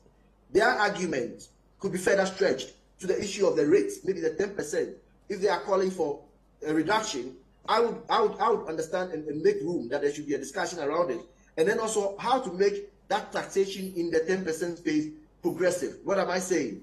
It should be win-win link. So if maybe from 0 cedis to like 10,000 cedis, there should be a percentage. Or from 0 cedis for 5,000, there should be a percentage. From 5,000 above, there should be a percentage charge. Then maybe from 10,000 above, there could be another percentage. That will make it more progressive, you know, so that the progressiveness of the space, if that is what they are looking for, I'm coming with them. But with government, I'm saying it's also important to start removing some of the nuisance taxes. It is when the taxes are looking one too many, that's when people get aggressive and think that, look, any other tax you are bringing becomes a nuisance automatically. Very well. So Jeffrey, I'll come back to you again. Now, Honorable Dumaku, yes. Dr. Dumaku, yes, so a lot of issues have been raised, but what I'm hearing is that it appears government there should have been a threshold. So, for example, as it was in the old law, where we had some 2,592 cedis. That was, you only be taxed in excess of this amount. As we speak, there's no such threshold. No matter how small your winnings will be or are, government taxes you. Is that not a concern really? Because, in fact, even in other sectors, when you make earnings below a certain threshold, it doesn't attract tax. You know, shouldn't we have looked at it that way to make it more progressive and more bearable for everybody? That argument is not bad. I mean, I think that we could maybe give consideration to 2,500 or 5,000. But this one would, in the long run, the pulling effect will be much greater. And that is why I think simple things are usually much easier to get people to adapt. And when, quote unquote, all of us are paying the same, I think it's the most fair approach for the 10%. And let me be very clear about one thing. You can enter a Vegas hall and use about $5 to start. Okay. So just to clear that out. Now, I'm not a very big time supporter of betting or gambling. But let's look at horse racing, where even government takes much more. And he will say that, hey, I'm comparing to the UK's. But I'm just saying that this industry of gaming, and may I ask, are we saying that if even government had said he won't tax, and there's a new industry, should we just not tax? And I made some very key arguments that over the past 3 years, the gaming industry is becoming bigger and bigger. And by virtue of good governance, you cannot sit there and let monies that can come towards the development of the nation be left to go because we say we shouldn't. Now, if we don't start the culture now, when this industry moves from 13 million Ghana cedis to about 150 billion, is that when we are going to be ready to tax them? No. We better start now that people are more interested and the volumes of gamers have increased. We better start now than we wait. And it is unfortunate that our culture, and I'll go back to our culture, is not the type that has encouraged Ghanaians to be ready to pay tax. But has this culture not also been influenced by the political thinking or culture? So, for example, your tradition or your party in opposition told us a lot of things about taxation. Taxation to production, nuisance taxes, etc. Or we can do so, we will do, etc. You came in and, true to your words, you cancelled some taxes, which was good. But only to replace those taxes in other forms with other taxes. Now we tax sanitation, sanitary parts, which I cannot even understand, because it is not a privilege for a lady to go through that phase. It's by virtue of the physiology or the biology of the person. And not everybody is able to pay. Now parts are expensive. We have left the tax on that part. That's a big deal. And we keep introducing taxes, increasing existing taxes, etc. But we are not seeing the output, as in terms of jobs that will make people work and pay more taxes to the country, etc. So that really influences the thinking, because we've been told that certain taxes are nuisance and we will scrap them, we will do away with them, and we will move the focus from taxation to production. So when we come back and we're introducing more taxes, we're increasing others, what you told us is not what you are doing. Salam, there's one program I love so much on Netflix, Curb Your Enthusiasm. I have to admit, government has not curbed its excitement about bold and big projects. And everything comes down to expenditure, expenditure, expenditure. And I must tell you today that in as much as I'm a member of parliament for the ruling government, I think that in all honesty, our expenditure needs to be reviewed so that, our interest in improving revenues, would be a bit, less aggressive. So that is one thing, because if you're not spending, then your need for fuel, your need for cash won't be as heavy. I mean, that is rule number one. Personally, I was happy we removed a lot of taxes, but I was troubled in the beginning when I realized that we're taking on free SHS and all those things very early on. Some of us in the ruling government, even then, felt that maybe our president could have waited for a year or two, but he said, almost like, some of our forefathers who chanted independence now. And that is why then it was difficult to balance the books. How do you increase government services and not tax? How do you increase, doing production and not have the revenue base? So this is a catch-2020 scenario. But let me encourage Ghanaians that where I am very particular about and where I don't forgive government is that there should be adequate controls and accountability for any money is taken. And I am always in support of making sure that once you are increasing your tax handlers, make sure that your controls and accountability is up. And a lot of Ghanaians who I know, who I talk to on the street, will admit that they are willing to pay if they can get water to their house. They are willing to pay if electricity is on consistently. Just recently, meters have been a big deal for some places. People are willing to pay even 3 times the amount that ECG is taking for meters. So I think that the interest to pay will be improved if we can show and tell the accountability. In as much as we're crying here, people are bequeathing a lot to churches, far more than the 10% tithing. Every Sunday, I'm a churchgoer, and I sit in church, and I see how much is put on the table. It's more than the 10%. But that's more than 10% is voluntary. That's voluntary. I am only saying that many Ghanaians will be willing to even pay more, except for the fact that the show and tell has not improved, which we have to. And that is where I'm always in support of making sure that we can do more transparency.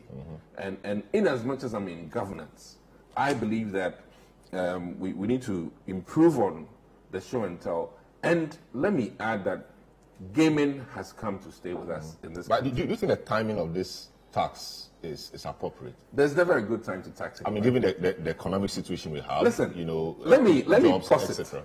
Let me posit that your initial submission of an ailing economy is a bit erroneous for me. The economy is not ailing? The reason why I say that is that this is an industry we're looking at, and we are targeting one industry, which is gaming. And I told you that when people stayed at home during the COVID era, they were doing more Zoom meetings. In fact, you know very well that Zoom made several trillions of dollars when we were sitting at home.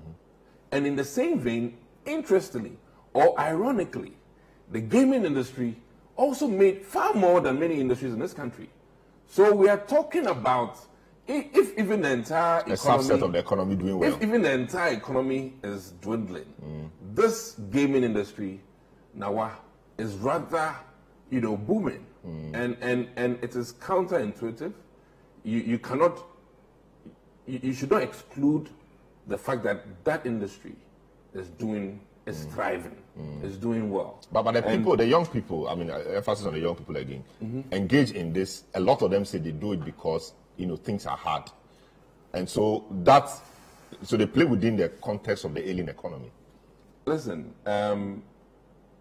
times are hard doesn't mean I should go smoking. Times are hard doesn't mean I should engage in robbery. And let me add that, listen, no matter who you are in this country, whether you earn or you don't earn, you are a beneficiary of somebody's taxes that they are paying. And that rule has to be acknowledged, and has to be accepted, and has to be appreciated. The roads you would walk onto your gaming point, and I keep saying that if the lights are not on, there's no gaming. I mean, and that is the fact that we all have to. Listen, Napo, Honorable Energy Minister, is using tax money to keep our lights on. And it is taxes from health industry, taxes from agricultural industry, taxes from everywhere. And there's no man that lives on an island. So I'll plead, I'm only pleading here, that our gamers, let me use the word gamers. You say they're investors. And investment is the game of chance. Yes. Our investors into gaming should be clear about one thing, that whatever industry you're in, whatever amount you earn, government will need a little to make life easier for all of us. But why do you think we have such a huge resistance from the gamers or from that front? Why do you think so? Industry that I know of will beg government to come and tax them, or be clapping their hands for government that government is taxing them. Nobody. Listen, I've made my point here that even in prostitution in the Netherlands and Germany, government takes something small and give them certificate and license to do it. And the key thing here is that even for the cottage industry, where government tax a little bit, they are not happy. So there's no one person in this world who, if they've earned money, will beg government, unless those who have been self-fulfilled, I mean the likes of Bill Gates, who would then bequeath even a lot of money to society. And I must say that maybe over time, as part of our training in this country, all of us need to appreciate the culture of supporting all of us. Whatever you do should be in support of all of us.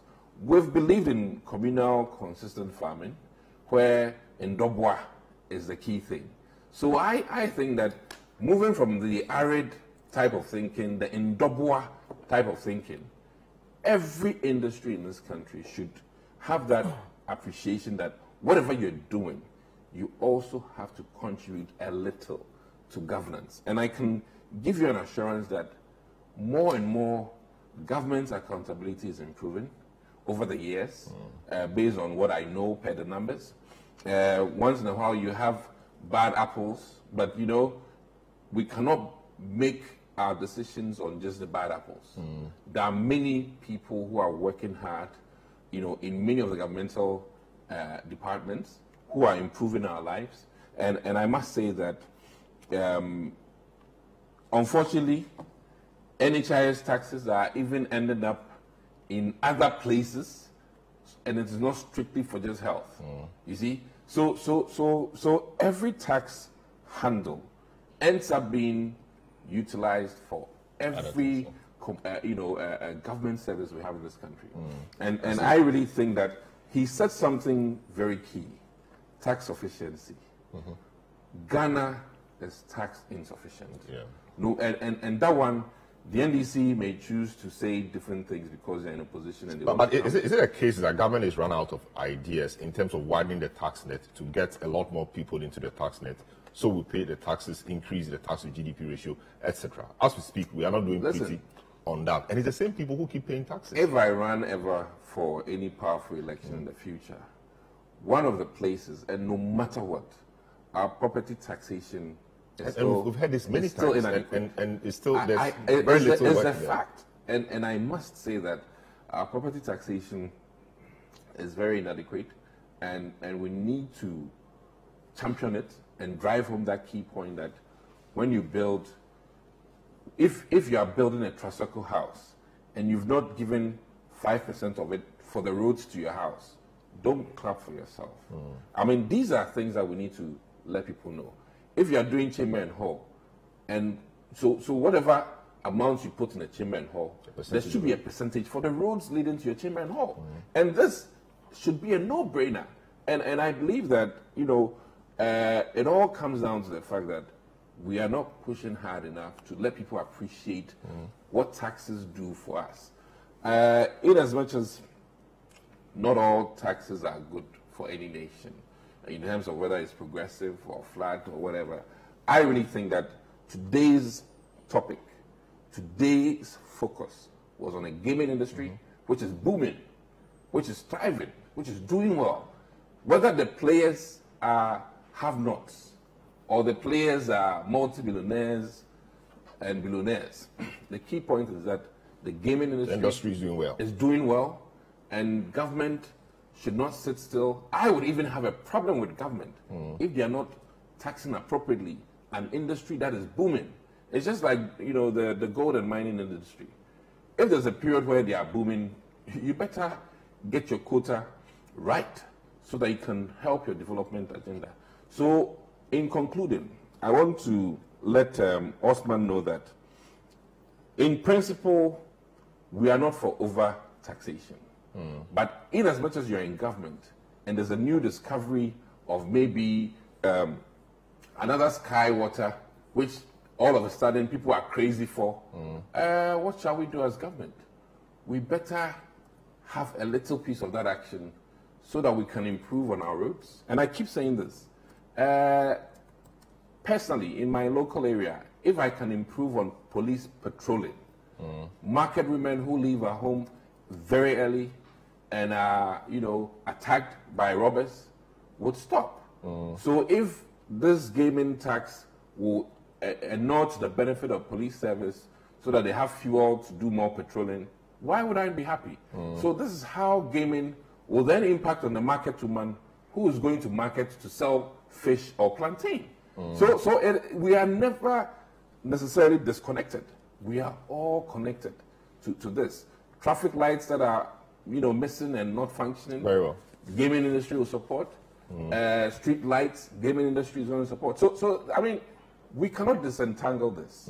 And let me add that I'm always ever grateful for this government because I have one of the Agenda 111, and we are almost about 65%. And let me say that, listen, no matter what, whether government has been good or bad, I have to appreciate what I have. That's true. And because I'm medical, I have a bias towards the health industry. Projects. That's fine. And I know that this will come to fruition.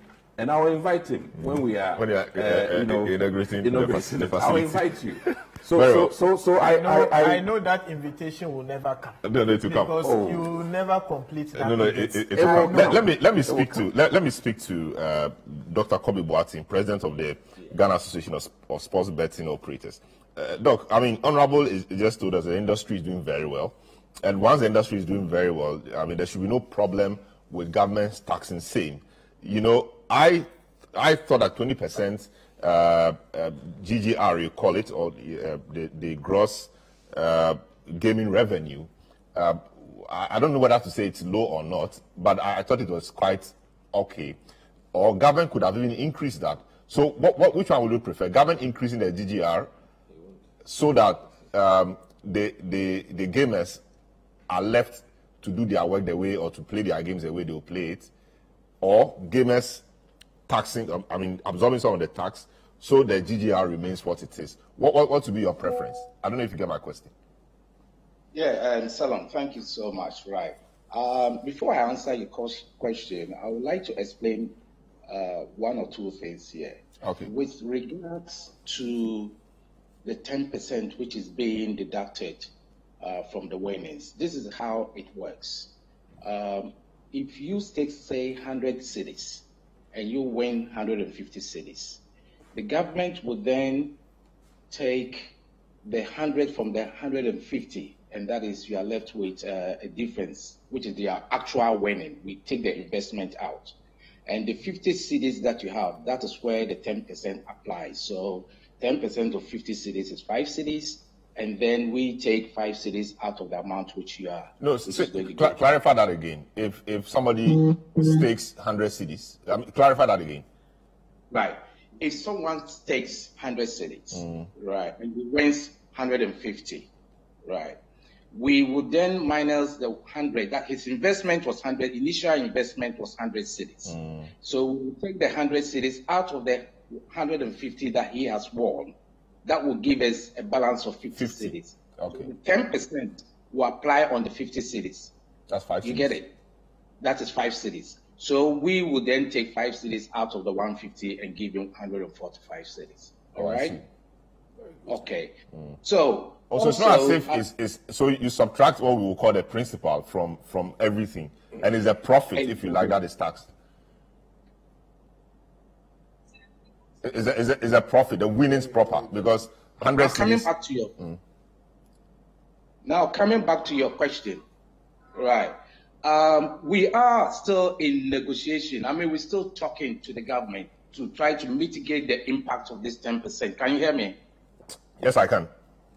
Yeah, to mitigate the impact of this 10% taxation on our customers.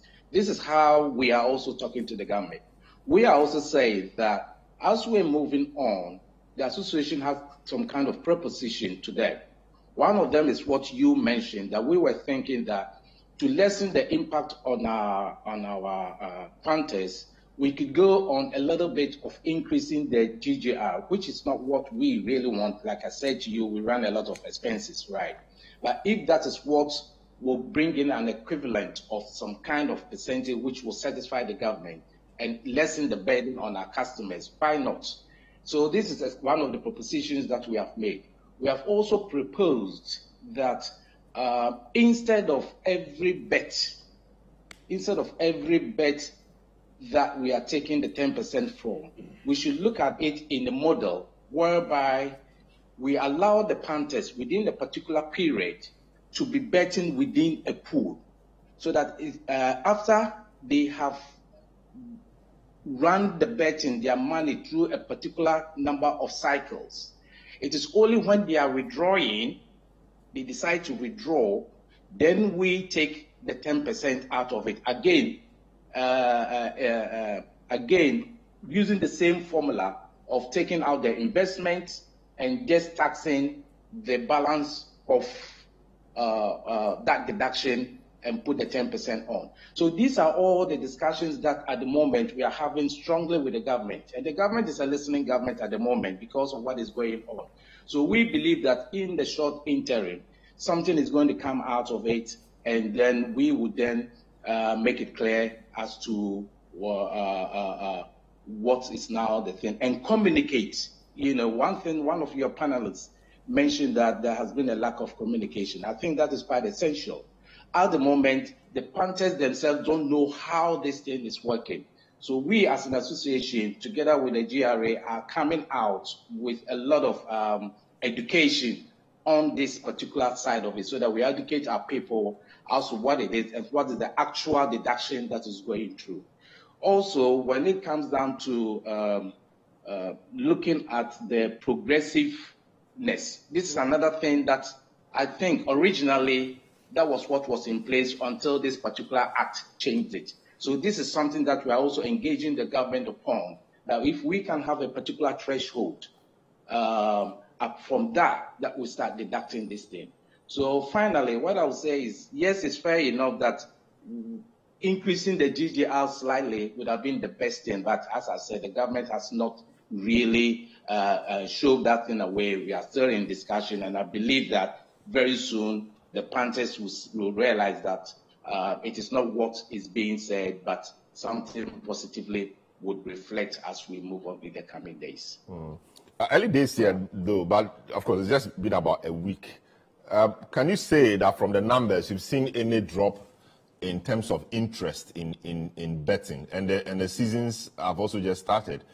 Is there been any movement in the numbers in respect of this tax? Is that obvious to you yet?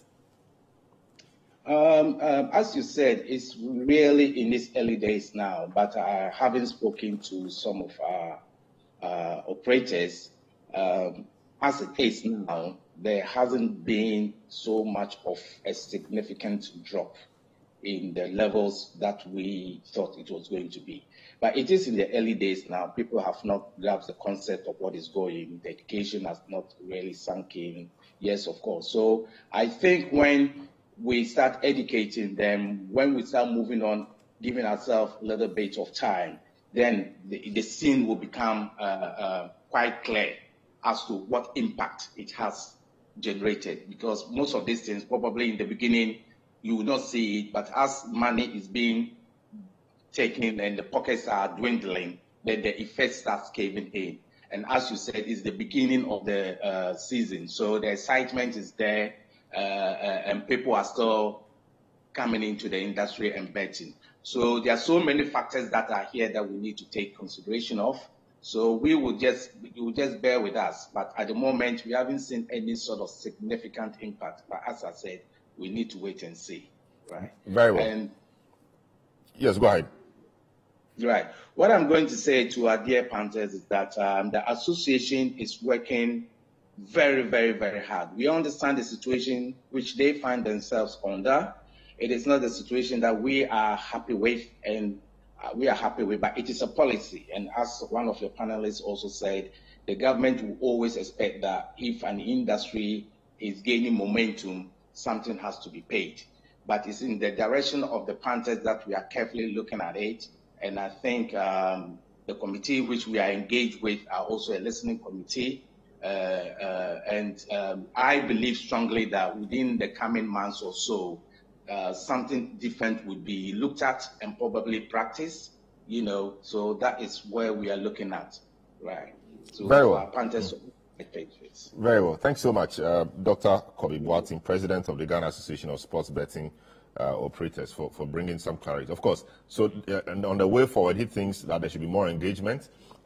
He thinks that maybe a possible readjustment upwards of the GGR, the gross gaming revenue, which currently is at 20%, could be looked at whilst the gamers or the bettors are allowed to do their betting the way it used to be or it was. And also the matter of the threshold, that is also something he thinks we should be looking at. I mean, government should be looking at. Interesting. Let me speak to Clinton. I'll come to Osman, then we'll deal with the statement and all of that. Clinton, Lil Mo GH. Yeah, so the understanding from Dr. Boateng is that it is just your profit that is taxed. So if you you staked 100 cedis and you won 150, it's just 50 cedis that will be taxed. That makes sense, doesn't it? Just 50% will be taxed. That makes a lot of sense. It's the same thing in business. And to also address your earlier concern, it's business. You can lose, you can gain. If you lose, you don't pay tax. But if you gain, you pay tax. So it's a normal, business, relationship with government that you are also experiencing. Is that not the case? No. Some are also being taxed the moment you withdraw. So I've seen people who put 1,000 cedis into their bet account, and at the moment they want to withdraw, they are being taxed. Let me understand that. You put 10. You put let's say 1,000 cedis into let's say you betting make account. a deposit.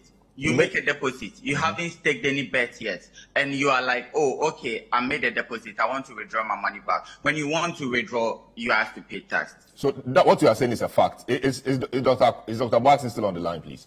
Doc, if you are there, can you address this? That I know there are apps we use, so I put 1,000 cedis in my betting app, hoping to bet with it. Something comes up, I need the money to do something else, so I don't get to bet again. I want to withdraw that money and use it for something else outside betting. Would the withholding tax apply to that? Will you withhold the tax? Because I've not done the betting. Right. You see, because of the policy of money laundering, I think most of the betting operators have something in there that once you deposit money and you don't stick bet, you cannot directly take the money out.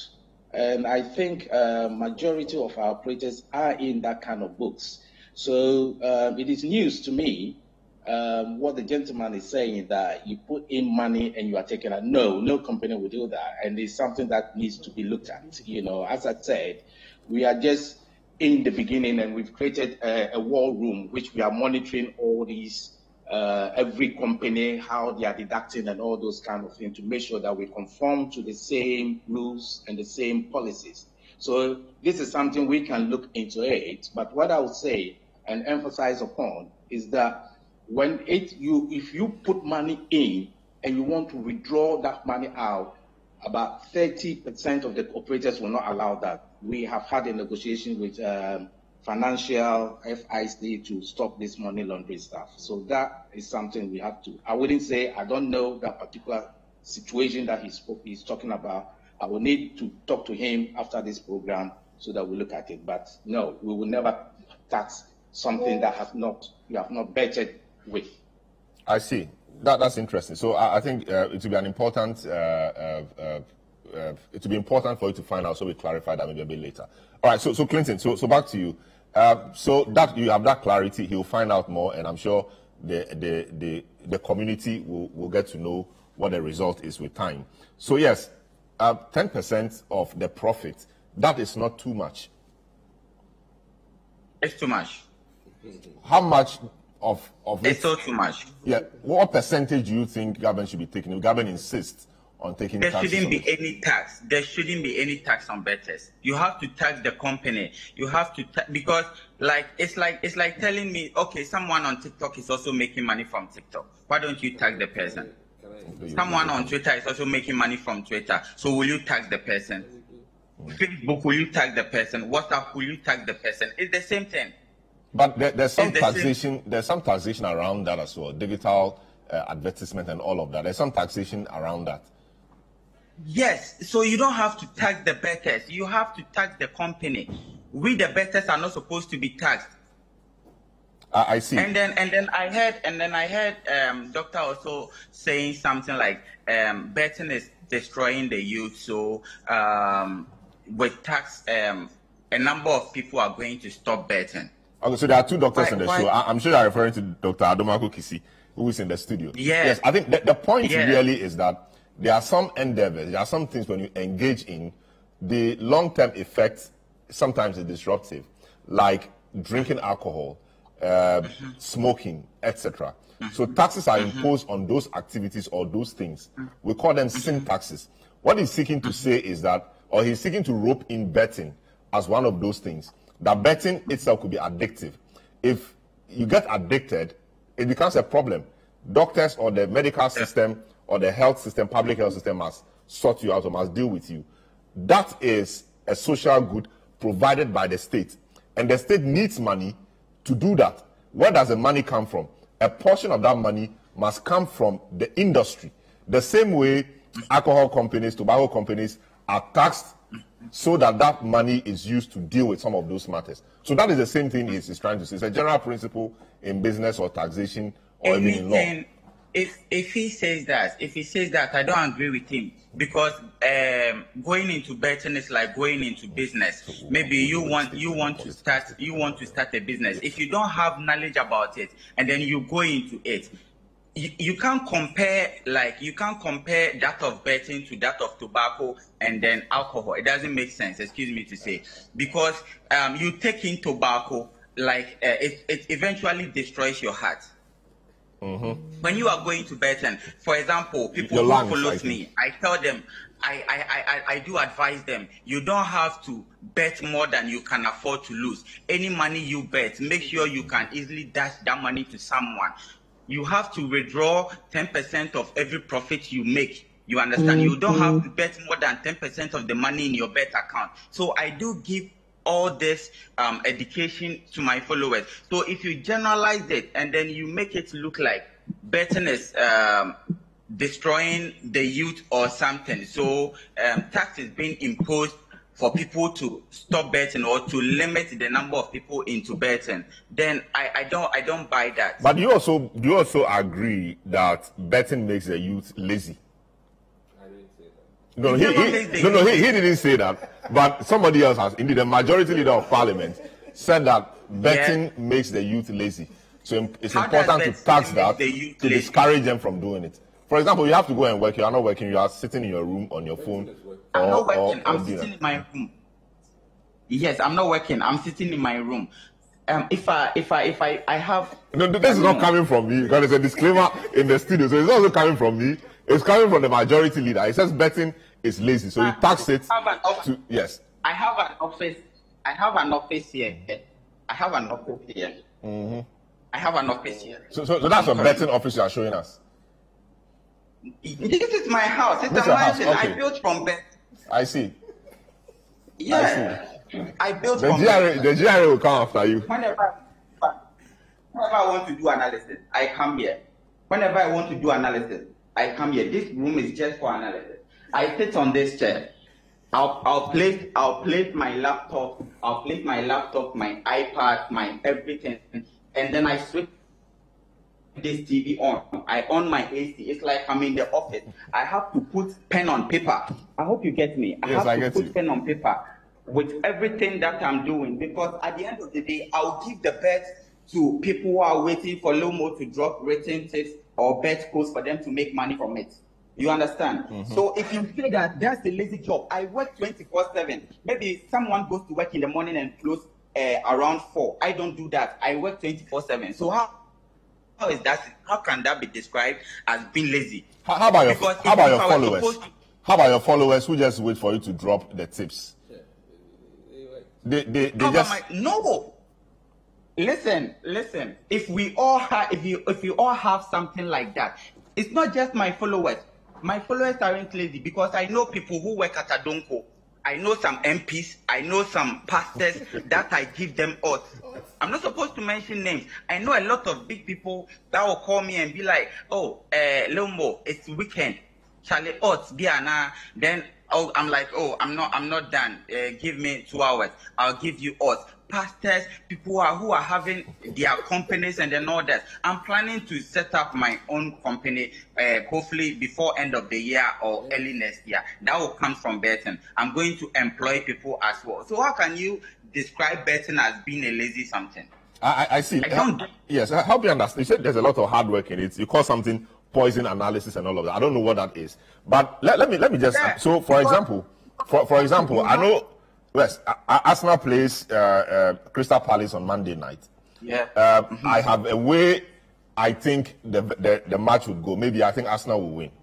That's just my thinking. Yeah. And so when I go and stick based on that, you just think. Yes. When I go and stick based on that and I win, what's the hard work in that? What's the calculation in that? You would think because it's not what you are into. So you would think with that's an assumption. You are assuming. You are just making a guess. And we that are into betting. We will make like analysis. We will work on matches based on Arsenal's last 6 games, the number of goals scored, the number of goals conceded. So we find probability of the outcome, and then we will be able to tell that, okay, there will be 3 goals in the game, there will be 4 goals in the game, there will be 6 goals in the game, there will be this total number of yellow cards, there won't be this number of fouls in the game, because that's my work. That's what I do. It's different from someone just picking his phone and be like, oh, Man City win, Man U win, Bayern win. Those people aren't making a fortune from betting because you are just guessing. The chances of it not happening, it's way higher than it happening. Because even we that put pen on paper, we still have our flaws. I see. So football, they are playing the game, but you guys have calculated it and you are making money from it. Yes, the number of tries. Wow. I see. But not to put you on the spot, but what's the highest somebody you have helped has won from this? The highest. From betting? Yes. I won't say you, but I don't mind if you tell me what you have. No, I mean somebody you have helped in your group. I've seen people make 20,000, 30,000, 40,000. Some people are having land because of me from betting. I see. Thanks so much. Just that Osman here was odds. So maybe after the show, you call him and give him some odds, so he can also benefit. And then the reason why I don't buy into this 10% taxes, maybe you will look at the people that are making good sums of money. Because I have my other brothers on Twitter who are also doing a good job. Like NOK, for instance. He's doing very, very well. He's always feeding his followers good odds and then all that. We are all together. We are all pushing to help people. And then with this 10%, now there is someone somewhere in the village, someone somewhere in the city who isn't having any job, maybe someone in the ghetto. Maybe that person will get like 20 cedis, 30 cedis. And at the end of the day, that person will be like, oh, Lomo, you've dropped this odds. How much should I stake? I'll be like, okay, stake 10 cedis. He staked 10 cedis. He win 100 cedis. And then you tell me that that person should pay 10%. Meanwhile, you're already taking tax from the company. It's an online. It's not like maybe I walk to the mall to buy something and then I'm supposed to pay tax. It's an online. I just picked my phone. He was mentioning something like if the electricity goes off right now, how will you be able to take your bet? What does electricity got to do with me taking my bet? Because I just picked my phone, I log into my You charge your phone. You charge your phone with electricity. Yes, because me in my house I have plants. So like, how can you tell me that I need electricity to take bets? If electricity goes off, I'll still take my bet. I see. I get it. All right. Thanks so much. Yeah, I'll still take my bet.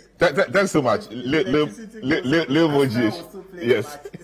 Thanks so much, Lil Moji. That's really an eye-opener. If electricity goes off in Ghana, Manchester will still play. It will not stop the match from happening. It will not stop the match from happening. I see. So this argument, I side with Lil Moji, and on this matter, I'm with the masses, and the masses are with us. Jeffrey, Jeffrey Okansi, very interesting. I mean, I didn't know all of these as Lomo GH has just educated me.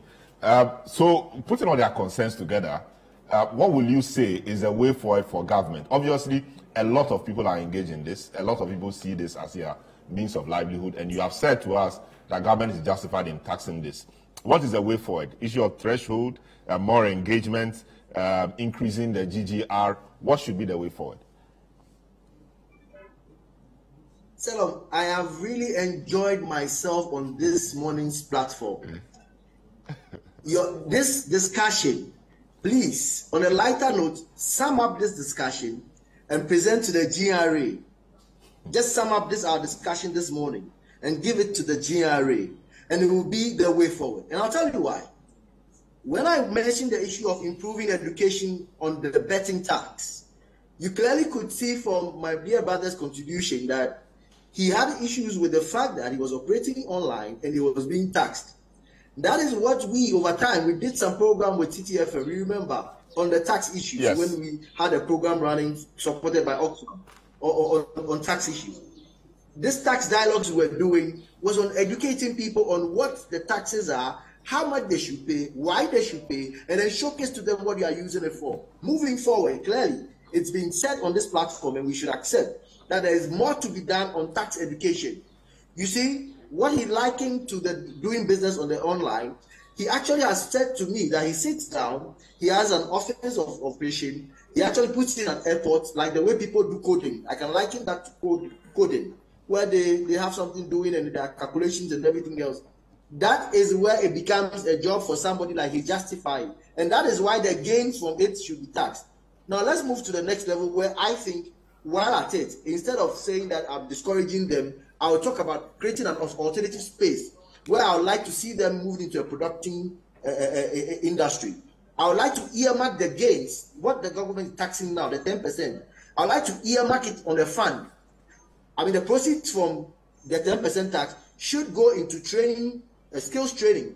So the skills training fund should receive, if not 80%, maybe 100% of the whole total 10%, to create that pool of work and employment, where we have an industrial park also created, and then some startup funds given to the youth. Fund this fund to ensure that we have an alternative growing industry to be quelling or putting down, the numbers that are going to the industry of betting.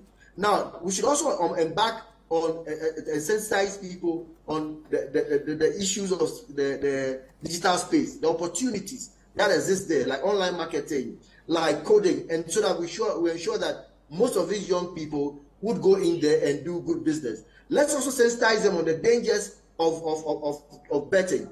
Like he's saying, he didn't even agree on the dangers, but I will tell him about one: frustration. The frustration that comes with losing. When you lose, the frustrations alone, that also affects the health of people. It becomes a danger against your health. Now, when you look at the other one we are talking about, the addiction also becomes a problem. The addiction has cost people even their jobs. And studies and research should go into it to share some information with my brother.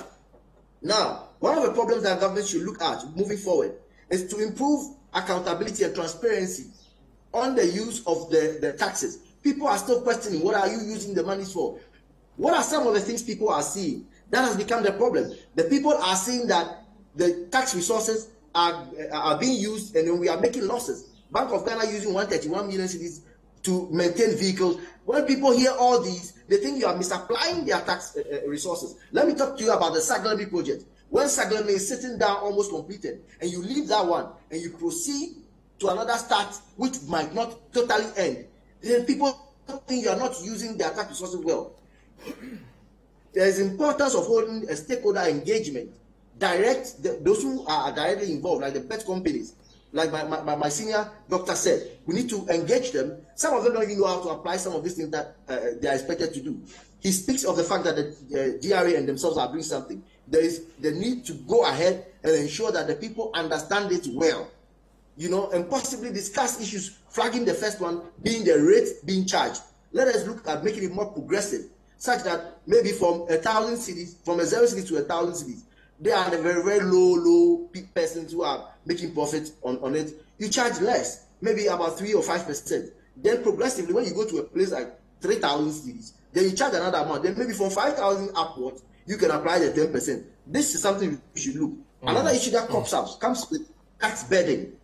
While acknowledging that it's critical that government should get taxes, when the taxes become adequate and you are adding more, people become so pressed that any other tax you talk about, they would not agree. And that is where we are right now. So it would have been better, whilst I'm hearing the add-on of the 10% tax, I also am hearing the removal of a nuisance tax like COVID-19 levy. That will encourage people to see that you are taking some off and you are adding some, but it's important. The ones that you are taking, you are using them well. Look, let's also explore the possibility of looking straight into our national agenda. What is the national agenda? The national agenda looks straightly into production and not what? Taxation. So let's accelerate the effort and invest the returns that we are getting from our taxes that we have collected in the 3 most vibrant areas that we're working with the ILO on some projects I got to know, like tourism industry, agri industry, and the construction industry. These are the 3 most vibrant industries that can employ a lot of the Ghanaian youth. Okay, all right. As we speak. Yes. Now, stepping down, I think it is important. I think it's important for government to accelerate efforts at collection. Finish with you. Some of the existing, when I talk about that tax adequacy, some of the existing areas we have not fully collected. For example, property rates, rent taxes. Let me tell you what, my dear brother. These 2 taxes alone, if we collect well, it will help us. One other sector of the economy that I've always spoken about is the night and dawn economy. Recently, the TMA mentioned that when they focus on the night economy, they realized that people were making business and they started doing good collections over there. Look, persons who are cutting goods from the hinterland are bringing worth about 60 or 70,000 cities. Very well. They offload to the small people. If you do not go and take taxes there, you are losing money during the night and the day. Let's make tax communication very important. You know, the questions that he's questioning, I'll give you just now, Selom. Yeah. Why is it that people are freely and willfully complying and paying tithes, but they have issues with paying what? Taxes. And Honorable rightly said that when he went to church, the contributions there are enormous. Yes, because people understand the tithes and they see what the tithes are being used for. When I go to church after Kofia and Amma, the account is there down there, Honorable, and that makes me build some trust. And I see, you see what you see? I see the church developing. I see the environment of the church. I see welfare donations to members. That is what gives people the impetus and the energy to contribute tithes. And then the same people, the same group of people, the same market women I see enter Achimota Forest to go and give contributions to the pastors. When you come talk about taxes, they fly at you. Because why? Because the next thing they see is the poor application of their tax resources. They are seeing the dig of pit, which the money is being used for a cathedral. But they look at it and they say, no, it's a good project. But the timing was poor. I see. And then finally, I think it should reduce corruption, the waste. Because I'll tell you, as I conclude with this statement, Ghana is not a poor country. Salom, any day, you know me, way back from the University of Cape Town. Way back from Casford.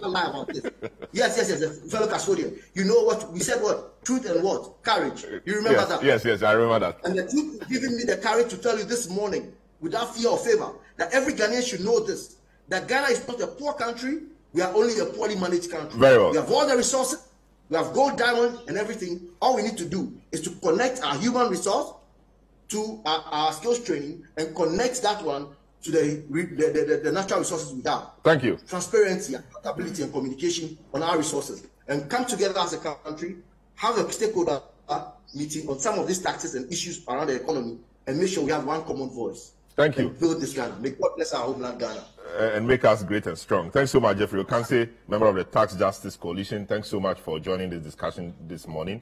I'll take a short break. I'll come back and take the concluding comments from Osman Ayariga and deal with the matter of the statement they've issued and all they want to do in a space of 5 to 7 minutes. Then we'll progress the discussion to the next topic. I also have your text messages here. I'll read, then we'll make progress. This is a big issue. Don't go away.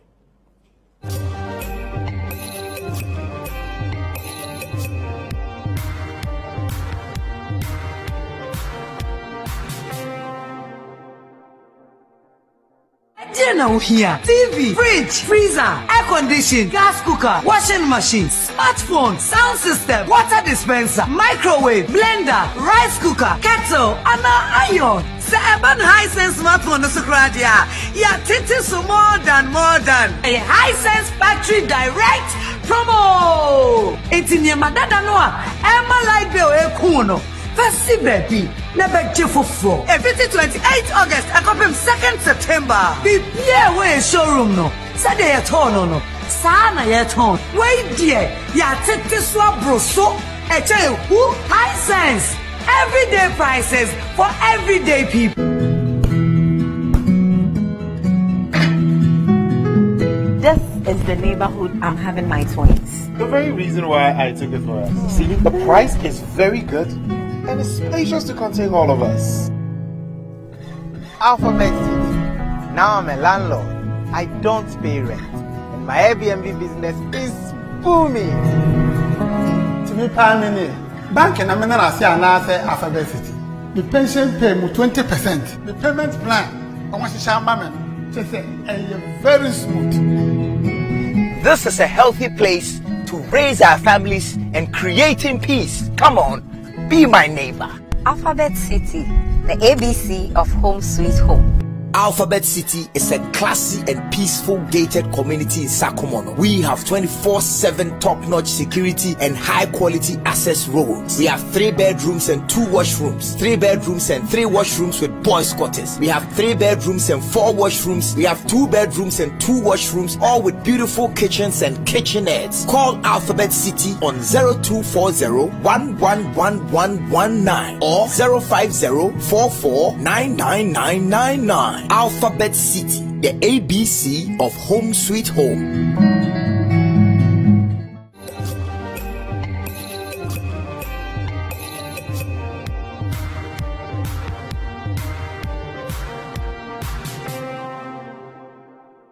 All right, you're welcome back to the big issue. We are on 97.3 Citi FM. We are on TV. We are on Facebook and YouTube as well. We are discussing a matter of the 10% tax on bet winnings and lotteries, etc. The betting, they call themselves investors, so the gamers are not happy with it. They think the tax should have been channeled elsewhere. And as we just heard from one of our panelists, it's a big industry. And they think that government is not dealing with this well. A lot of them say they are unemployed and they use bet winnings as a means of survival. Another panelist, Jeffrey Okansi, thinks that once you've made some revenue from the government is justified in taxing that. Honorable Member of Parliament for Anyaso thinks that government needs money from those sources to build the roads, the fiber optic network, and everything that the betting guys use in doing their business. So it's fair deal. However, Osman thinks that it is a non-starter. Government has not provided jobs for the people. Government should concern itself with thinking and getting jobs for the people. When they have jobs, you can tax them. Dr. Boateng, who is president of the betting operators, sports betting operators, think that there should be more engagement and at a threshold, there should be a threshold. In the old law, there was a threshold. In this law, there's no threshold. And a few other things he said. Let me conclude with Osman. Osman, so now you are making a call on the young people to rise and fight this. I mean, you said that in the coming days, you occupy government offices across the country. You are starting and you are scaling up a nationwide conventional and unconventional lawful agitation as a measure of resistance to this tax. Is this not putting too much into one thing? It's just a tax. They make money. Government justifiably wants to tax same and help other sectors. Is that not too much you are putting at this? Yeah, Salom, before I even go to our statement and the demonstrations we plan on here, I just want to state some disagreements with the position of Dr. Boateng and also Okansi.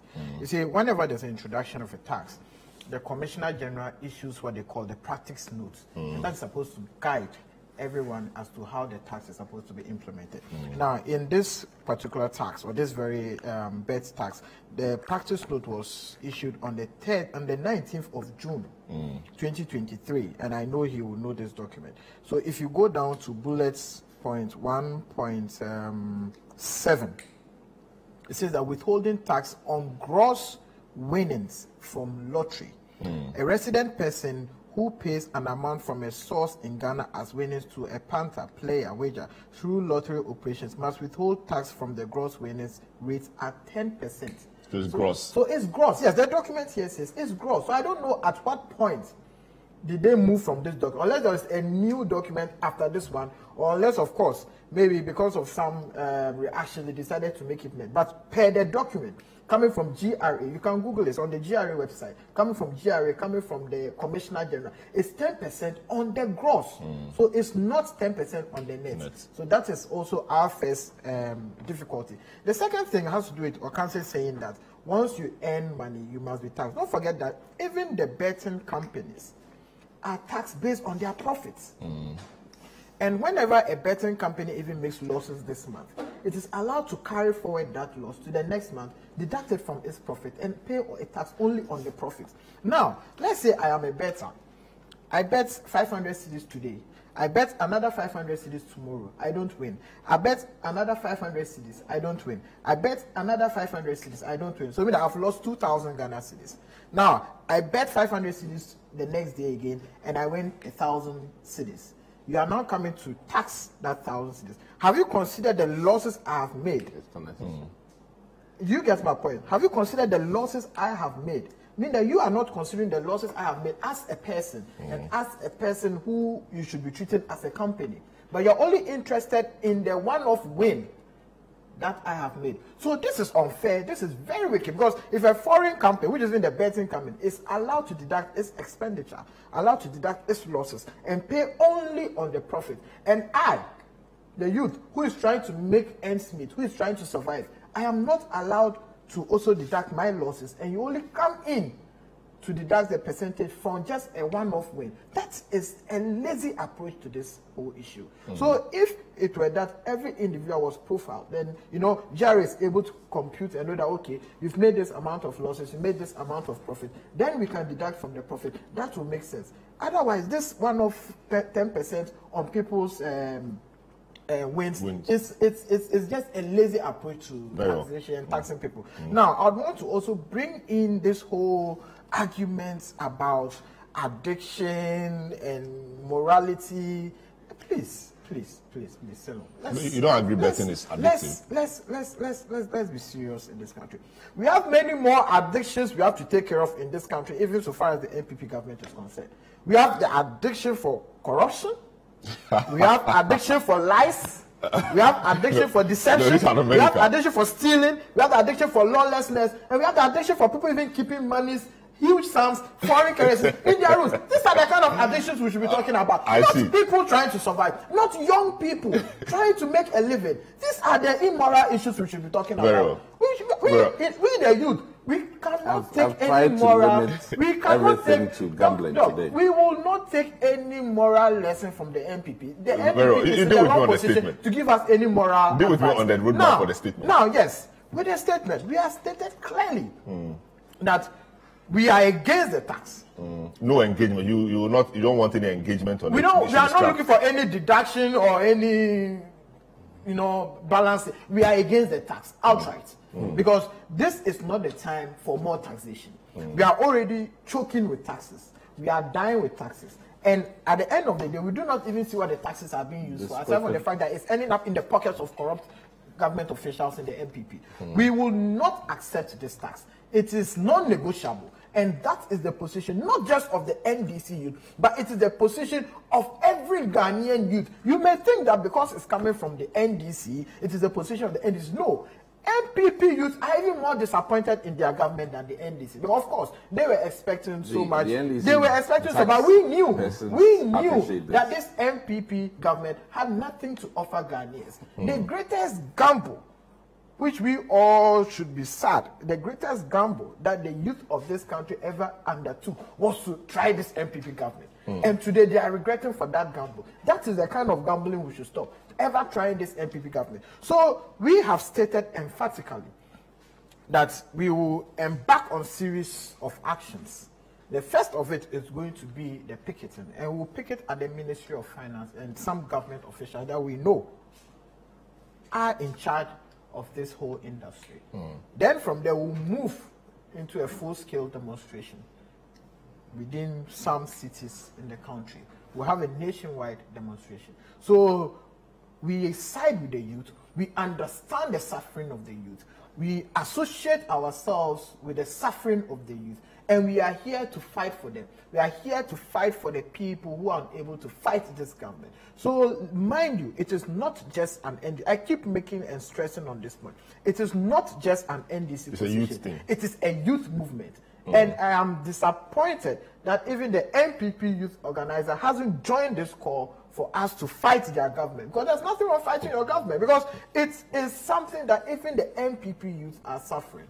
So we will move from step to step.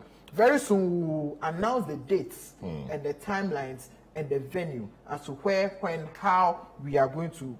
But to say you instigate young people to confront officials of this government, that's quite harsh. But sitting here, I've been instigated and I'm confronting government officials. Am I not? But you think all the people will understand? Am I not? So that's in one sense. Yes, you think so all your members will understand this in this sense? I am confronting him.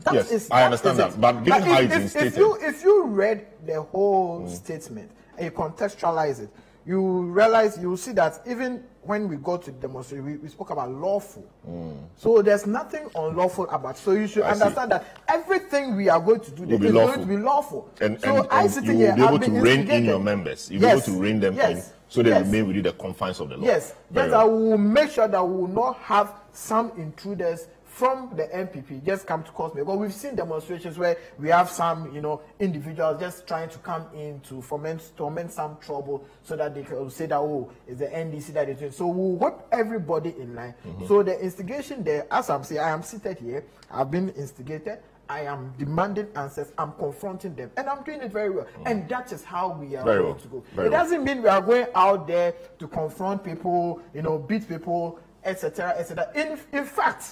In fact, it is we who are actually calming the nerves of the youth, not attacking people. Otherwise, my senior brother here, he will be driving in his constituency one day. He's a young man too. No, he's a senior youth. He's not a junior youth. Otherwise, my brother here one day will be driving within his constituency, and the youth will stop him and start demanding answers. They'll start attacking them. So you see, it is not an easy thing. Very well. Neither we shouldn't look at it as though it's just an NDC approach, but we should look at it as though it's a national security concern. It's a national security issue. Very well. So that we do not have the youth out there fighting and attacking people. So we should all beware. My brother. Let me take a few of your messages that have come up on this matter. My name is Daniel from Afenia.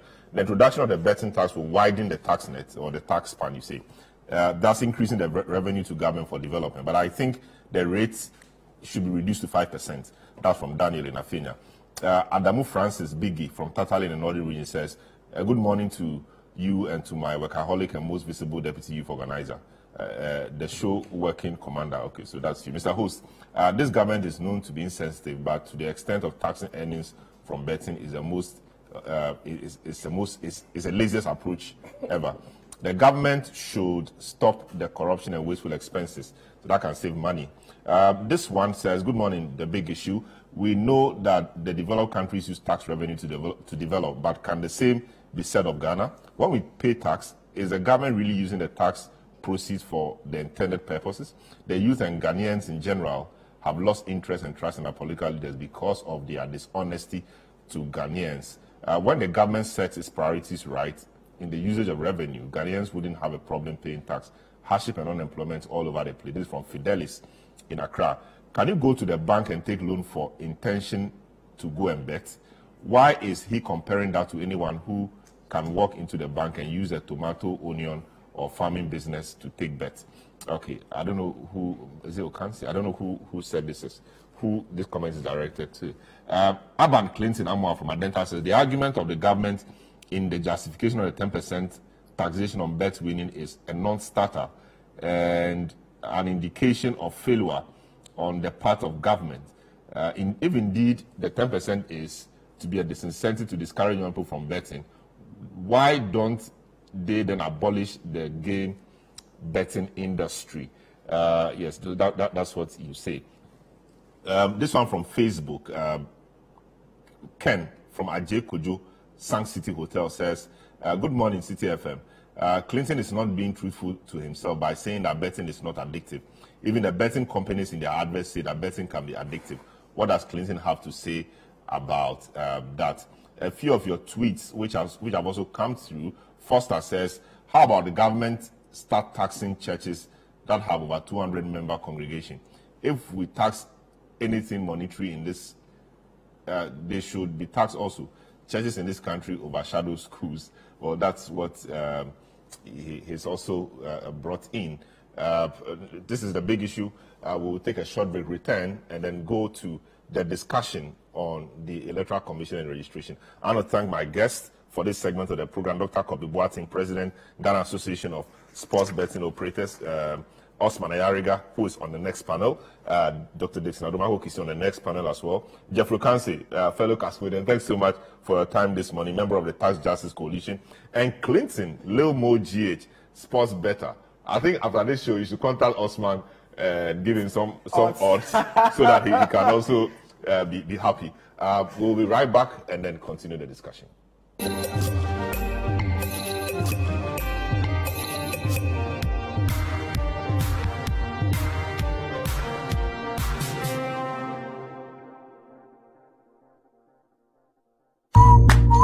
Charlie, Malcolm never they stop the blow on a mind so. Malcolm says shop fala at any Malcolm shop near you. Enjoy a whopping 20% off this weekend from Friday 18th to Sunday 20th August 2023. It's the Malcolm Fala promo. Terms and conditions apply. Malcolm, where Ghana shops.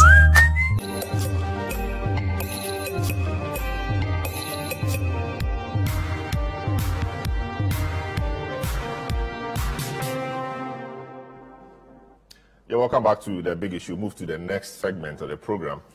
We're looking at the voters register. The EC this week held a press conference to announce its next couple of steps in respect of the voters register, the district assembly elections, etc. I want to look at that briefly. And so my guest on this segment of the show will be Dr. Kojo Asante, Director of Advocacy and Policy Engagement at the CDD, Dr. Dixon Aduma-Hukisi, MP for Anya Soutum, and Osman Ayariga, Deputy Youth Organizer of the National Democratic Congress. Now, to provide you some updates, the chairperson of Ghana's Electoral Commission, Jane Mensah, has insisted that the electoral body's proposed constitutional instrument seeking to make the Ghana card the sole voter registration document is not aimed at disenfranchising Ghanaians. Speaking to the media at the EC's head office on Friday, Jane Mensah disclosed that the commission is not interested in continuing the guarantor system, which is said has outlived its usefulness, hence the decision to adopt the Ghana card as the sole identification document to vote. Jane Mensah further explained that the use of the Ghana card is the surest way to ensure the integrity of Ghana's electoral roll. She argued that the proposed CI, currently to be considered by Parliament, was inspired by the Commission's determination to, quote, conduct credible, transparent, fair and peaceful elections, end of quote, which was born out of the flaws the Commission encountered during the registration period in 2020. The EC announced the registration onto the voters register will begin from September 12 to October 2, 2023. There is more in this report. Rejected the constitutional instrument proposed by the Electoral Commission in March this year. This instrument aimed to establish the Ghana card as the sole registration document for voting purposes. As a response, the Electoral Commission organized a press briefing under the theme, Let the Citizen Know. During this briefing, the Commission questioned the legislative instrument utilized by Parliament, which involves the use of the guarantor system to identify Ghanaian citizens. The Commission deemed this approach inherently flawed and challenged. Why should we continue to use the guarantor system, which opens the door to corrupt and illegal practices and undermines the credibility of our register, some 30 years after it was first introduced, and especially now when nearly 18 million Ghanaians above the age of 15 years have the Ghana card? How can we continue to rely on the guarantor system to identify a citizen? How can we continue to rely on the guarantor system to identify who a citizen is when Parliament has by itself passed a legislative instrument which states that for the purpose of identification of a citizen of Ghana, the Ghana card will be the sole document to be relied upon? And here, permit me to quote Regulation 7.1 of LI 2111, which states that a national identity card issued to an individual shall be used for a number of transactions where identification is required. One of the mandatory transactions stated in Regulation 7.1 is the registration of voters. It is therefore unfortunate that after making and passing a law that established the Ghana card as the sole means of identification of a citizen, we are by ourselves undermining the very law that we have made. EC Chairperson Jane Mensah lamented over the delays in the issuance of Ghana cards by the National Identification Authority. Insufficient resources were cited as the primary reason for the delay. Consequently, the Electoral Commission found itself compelled to rely on the current constitutional instrument due to these constraints.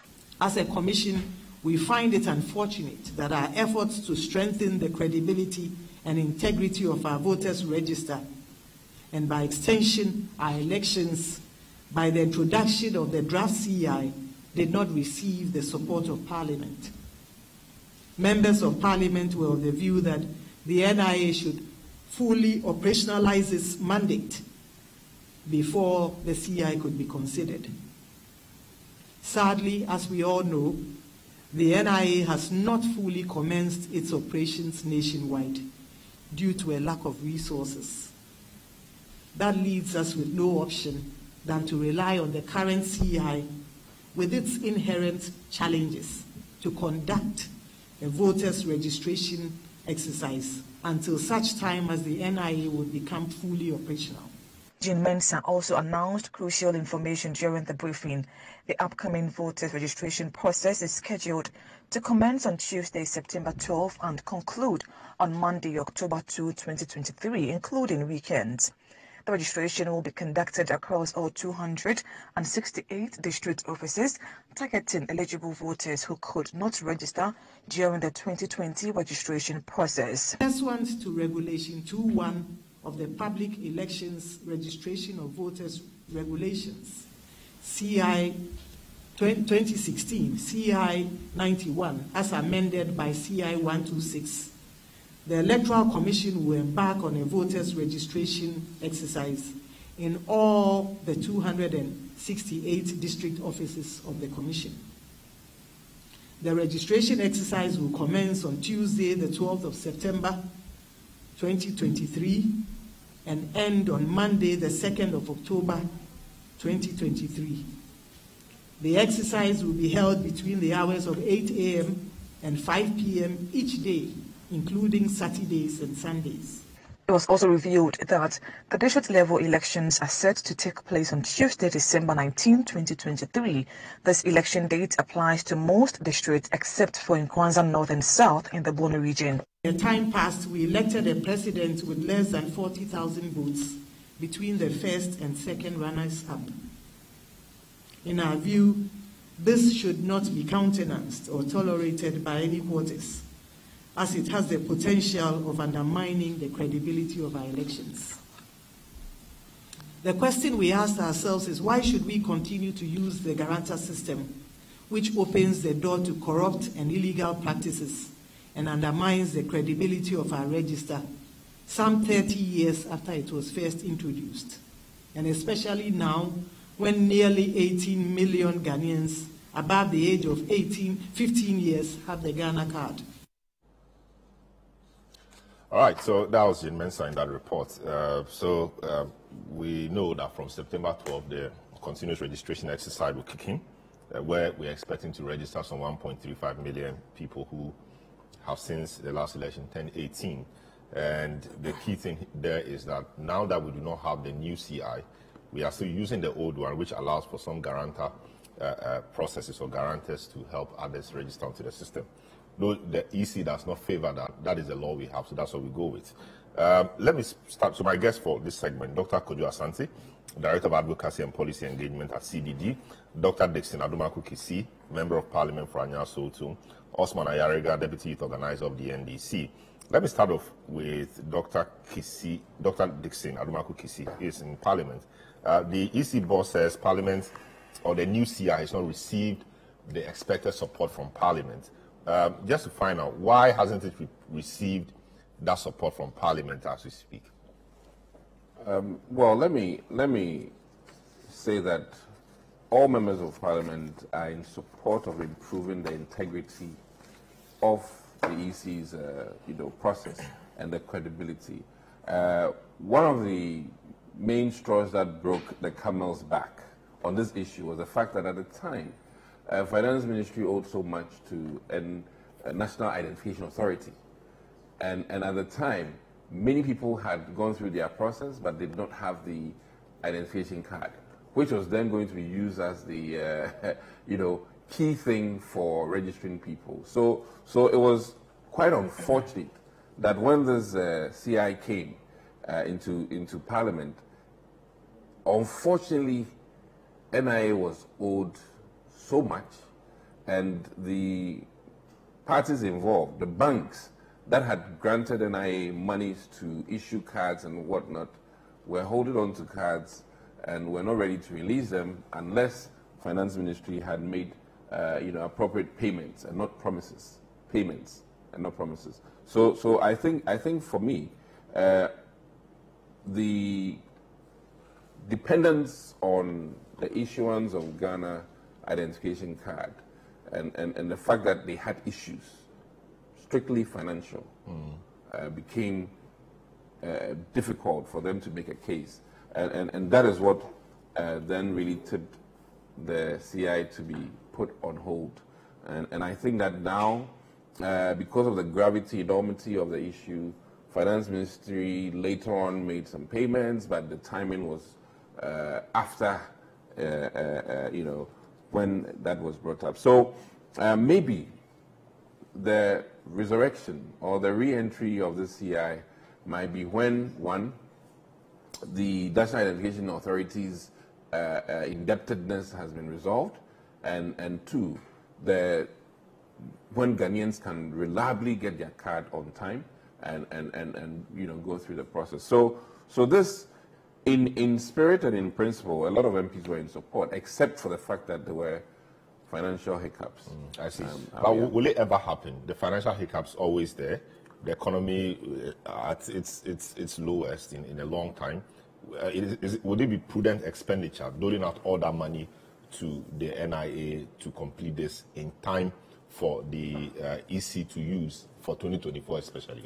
Let me add that when it also came to the numbers of youth who turn 18, the numbers were not that 1.35 million, yes, and that made it so clear that with a little bit of effort, making cards available to 1.3 million people shouldn't cost as much as the 16 million that has been worked on. Yeah, so I really think that it's a doable thing, and it endures the benefit of all parties, in as much as the parties are not dependent on the EC. Because I must state categorically here that any serious party in this world cannot and should not depend on the referee. And it's like a sports game. If you're going to a game depending on how the referee might give red cards or yellow cards, you've lost the game. Any serious football player would play for the viewers or the fans to know that, in all fairness, the team has played very well, except for that maybe the referee didn't do well here or there. Yes, but if you mean to win, if you really mean to win, and I can state here categorically that the MPP party, or the majority in government at the moment, is not and will not depend on the Electoral Commission. And we are aimed to make sure that we have a strong case for Ghanaians to believe in our vision of continuing, and that is what matters. And we are hoping that in as much as there's been failures in some domains in governance, the successes have been many, enormous. I see. And that Ghanaians will look at the successes and make a determination in 2024 that they would prefer that continuance be the name of the game now, so that Ghana can do far better with continuance of governance. So I really think that, one, people should be aware, and the NDC should be aware. I mean, and I've said this in an advisory way to the NDC, that, listen, do your homework, make sure that you have your figures after the election, and not end up in court without the figures. And I think that if we do, all of us, our homework well, our figures will corroborate. I mean, the media houses now can even call the shots before the EC.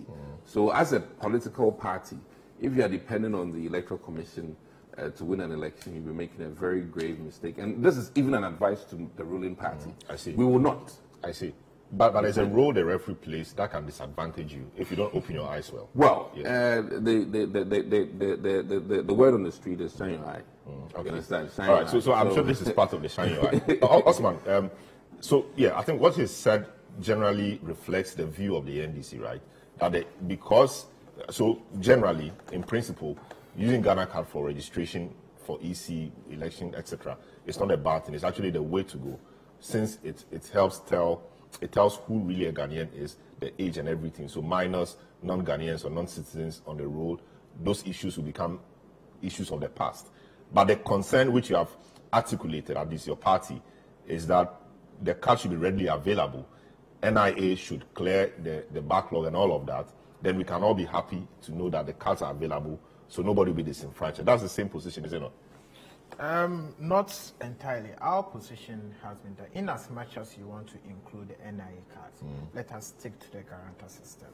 Because, of course, even in acquiring your NIA card, you use the guarantor system. So that has been our position from day one. Because if everybody has the NIA card, why should there be guarantor? There's no time in this country that they have convinced us that everybody has the NIA card. And it doesn't look like the NIA card. If everybody, that's what I'm saying, if or can readily acquire it. If everybody has or can readily acquire. No, if everybody has the NIA card and we can prove beyond reasonable doubt that everybody has the NIA card, then fair enough. But to the extent that not everyone has the NIA card, and it doesn't look like everybody can have the NIA card, considering the kind of lapses, the kind of issues, the kind of financial restraint they have even at the NIA, it doesn't look like every Ghanaian will have an NIA card. And in any case, what are the requirements even for you to have the NIA card? It includes the guarantor system. So why is the EC trying to have a back and forth with everyone? The EC has said that the NIA's guarantor system scrutiny is more stringent than theirs. So what is wrong if the EC also applies that same principle? So far as the scrutiny is concerned. Double cost to government. How will it be double cost to government? Because if government had worked so hard that everyone has an NIA card, we wouldn't even be having this debate. But so far as we are concerned, not everyone has the NIA card. And it doesn't look like everyone will have the NIA card. So to the extent that not everyone has the NIA card, what is the situation? What is the remedy? How do we get out of this? You still want to box us in that unfortunate situation. And if you do that, you end up disenfranchising people. And don't forget, the right to vote, as stipulated in Article 42 in the 1992 Constitution, it's a right. It's not a privilege. So let no one put you in that category that you are supposed to be in a position of privilege before you can. It's your right. Yeah, but rights also come with responsibilities. Yes, right? So you must make the effort to go. Yes, so if people have made the effort to get the NIA card and it's still not available, and people will make the effort to go and get registered under the. But the NIA has also complained that it's only when there is an activity that they see a spike in the numbers. So when there is no activity really, like SIM card registration or voter ID card and all of that, their centers or offices are relatively calmer or even empty. It's when an activity is about to happen that people rush there. So that is not a responsible use of time and the resources and the processes. So you always have people who don't have it because they've not taken the steps to go get it. That is not to say NIA doesn't have issues. NIA should resolve its issues. But the people themselves must be responsible to make the effort proactive. No, people are responsible. People have been proactive. But the NIA itself has not been proactive in actually delivering on its mandate so far as the cards are concerned. So the simple argument is that NIA has not provided all the cards that are even supposed to be provided. There's a serious backlog on the cards. So going into the election, there's no point where we can say every Ghanaian has an NIA card. Every Ghanaian who wants to be registered on the EC register has an NIA card. So if you go on that path, that you would only accept the NIA card, that is recipe for disaster. That is recipe for chaos. Don't forget that it is our right to vote. So every administrative body that has that mandate to make sure that people vote should be able to create that environment to enable people to vote. Not that to say you want to make sure you clean your register, you rather create an environment that makes it very difficult for people. And this was actually a holding the Supreme Court, I think in 1996, 10 Adi versus Attorney General, saying that the EC should provide that environment for everyone who wants to be registered and is eligible to vote. So don't put so many barriers to disenfranchise people from voting. That is the issue of the NIA card. Now, with the issue of this limited registration. So let me speak to Dr. Kojo Asante. I'll come back to you on this. Hello, Doc. Welcome to the program, Dr. Kojo Asante. Sure, it appears everybody agrees that using the Ghana card is the surest way of getting or having a credible voters register, which we all aspire for. I don't know where you stand on this, really. Should we proceed after the NIA is reached a certain percentage of Ghanaians having the Ghana card, or we should wait till the NIA 100% concludes its work and distributes the card so we know that everybody has it? Then can we ever get to that position? Thank you very much, and good morning to your listeners.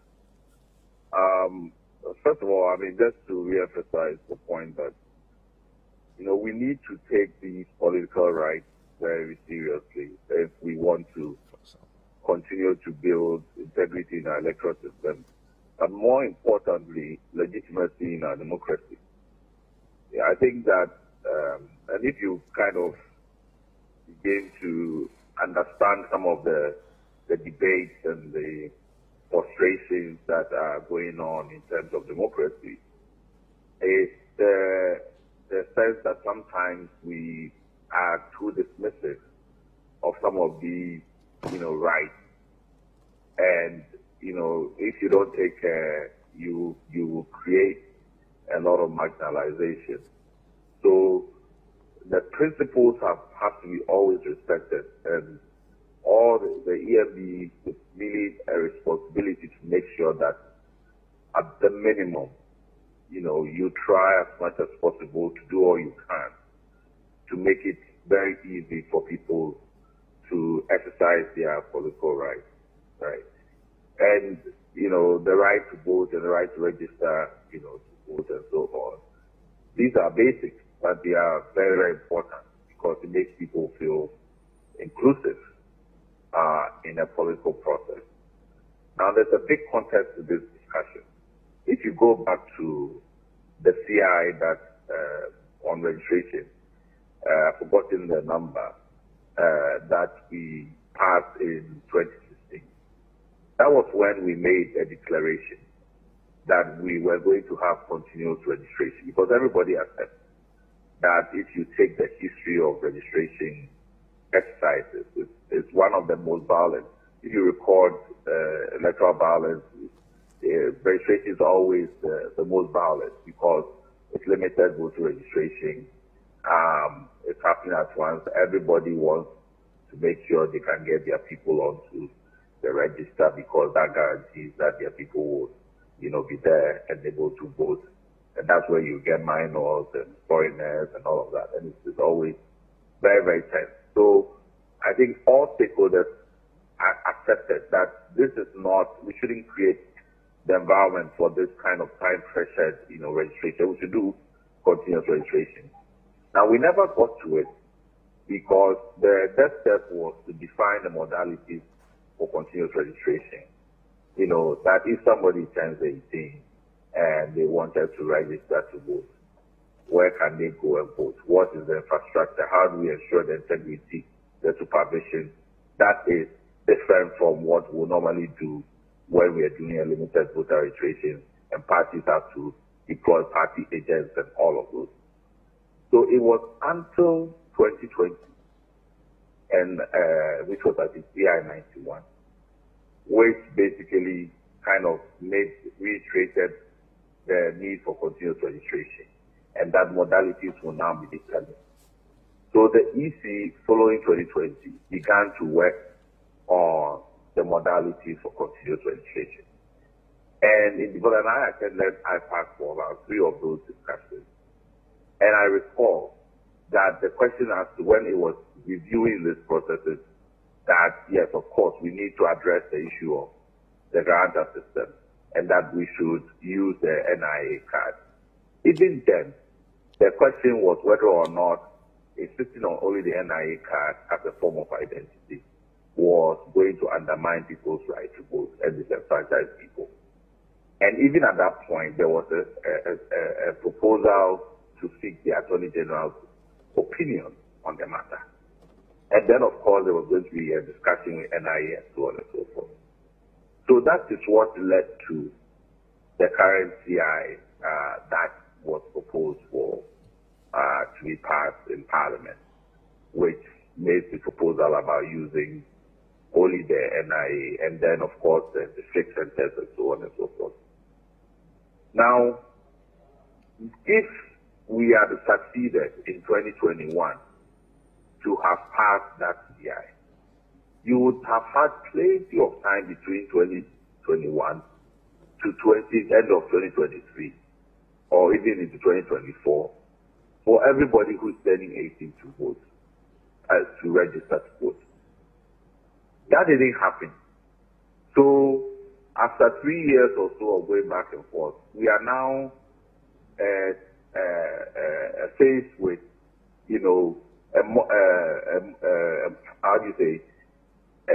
a lot of people who have not had the opportunity to register to vote. I mean, the estimates are right. It's about 1.5 million or 2 million or whatever it is. And of course, you can't even use continuous registration to deal with those numbers. You have to use a limited voter registration process. At the time, the assumptions that were underlining the 2021 discussions were all not tenable anymore. The NIA process had come to a halt. There wasn't any guarantee that you would be able to complete these processes and so on. And so you couldn't rely on that data. And if you look at the guarantor statistics, in the 2020 registration, it was 37% of total voters, which was, I think, about 6 million or so. So it is not a small number. And if you're, I think I've said to you, statistics over the years, and on most limited registration process, it's about 70% for first-time voters. So to face that thing off, you really need to be very pragmatic and be sure about the distribution across regions. Where are you getting, last election, for example, the highest, I think, was coming from the Bono area. And you have to ask yourself why is it that we couldn't cover the Bono areas? It was in the 57% and so on. So there are many ways. This is a very practical, pragmatic process that we should gradually phase out, because I agree in principle that at the end, everybody should have a Ghana card and be able to use it to register. And we get to the point where we don't have to go physically. The Electoral Commission can actually just take the details from the NIA process, assign a polling station, and that person is registered to vote. Right? So it's a real practice. That's why I have been a bit missed by this, this back and forth that has delayed this process for long. Because even the NIA card we are talking about, a third of it, and from their own statistics, is from the guarantor system.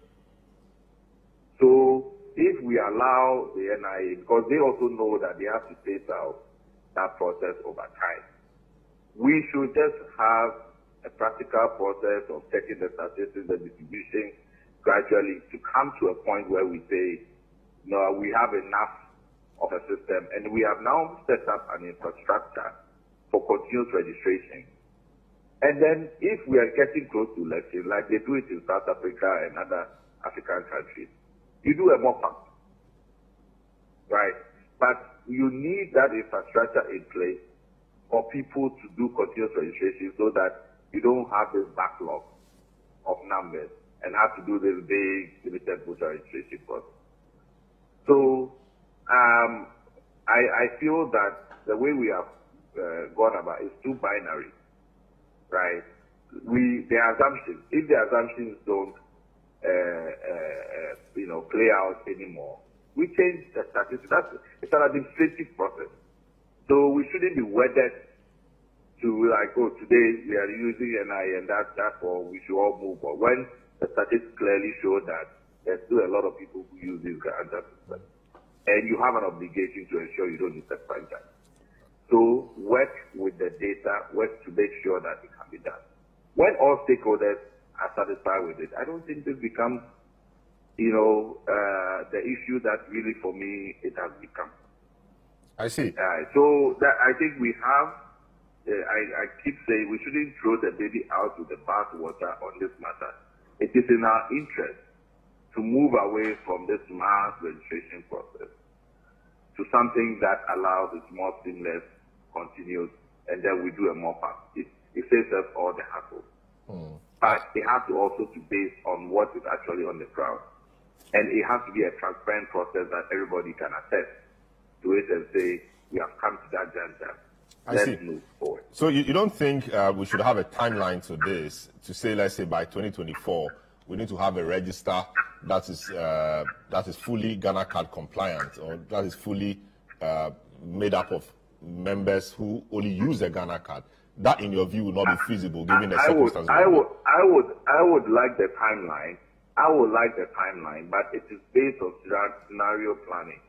So if your scenario changes in the sense that you expect the NIA will tell you, okay, this is the distribution of registration that we have done across the country. We have completed 30% here, 80% there, this and that. And we can, based on that, we can estimate that whatever the circumstances, within 2-3 years, we should be done. And I would actually prefer that, some of the timeline goes beyond the next election, so that you don't put pressure. Very well. On and bring the politics to completely derail, well-intended intentions. So if you say by 2025, end of 2025, we should have done, and then we have set up our continuous registration process. Come the next election after that, there shouldn't be any problem about all these registration issues that we continue to, raise questions about. Very well. Thanks so much. Thanks so much, Dr. Akodwo Asante. Thanks so much for your views on this. Osman, so yes, you had some issues with the had to do with the centers. The centers. Yes. The EC says it will use its district offices. Yes. For this continuous exercise, and it will be one center per constituency in most cases. And that will even be less, because the centers are going to be 268. So I mean that in some constituencies they may have to actually share a center. But let me even come let me come to the public elections regulations, the CI 91. Then you go to regulation 212. In designating a place as a registration center, the Commission shall take into consideration the suitability of the place for use as a polling station on election day and the accessibility of the place to prospective applicants for registration. In some constituencies, let's practicalize it. In my constituency where I vote, Boko Central, the farthest away from a center or the electoral office, that's the EC's office, it's about 30-something to 40-something kilometers. You expect someone to travel that distance just to come and register. Let me take you to Asinof.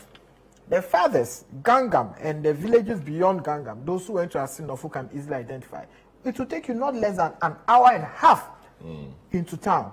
So the EC has just, what the EC is doing is a calculated attempt to disenfranchise so many people, or young people. And this has to do with young people between the ages of 18 and 21 who are yet to register. Now, with the EC's own data, saying that they are estimated to register 1,350,000 people from September 12th to October 2nd. That is about, if you divide that by the number of district offices, which is 268, that will give you an average of 5,037 per district. If you divide that by the number of days, 20 days, meaning that each center should be doing average of 251 voters per day.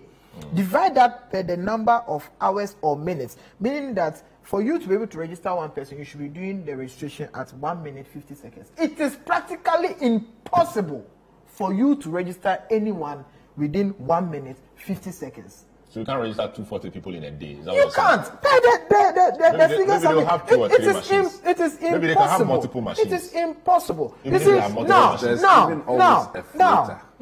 Now, have you even considered people who have to commute? What used to happen, I mean, what we know, even from Afarijan's era, was that the registration was done at the various electoral areas. And we have about 6,275 electoral areas. Then what it means that the distance you would have to commute to the electoral center for you to register is shorter. You can just walk from your house to the electoral center. But I mean, for people like Honorable, his constituency is concentrated. So you have people living within a smaller radius compared to those from the north and other places outside Accra, where people have to commute several kilometers, not even by car. Some have to walk. Has the Electoral Commissioner considered that?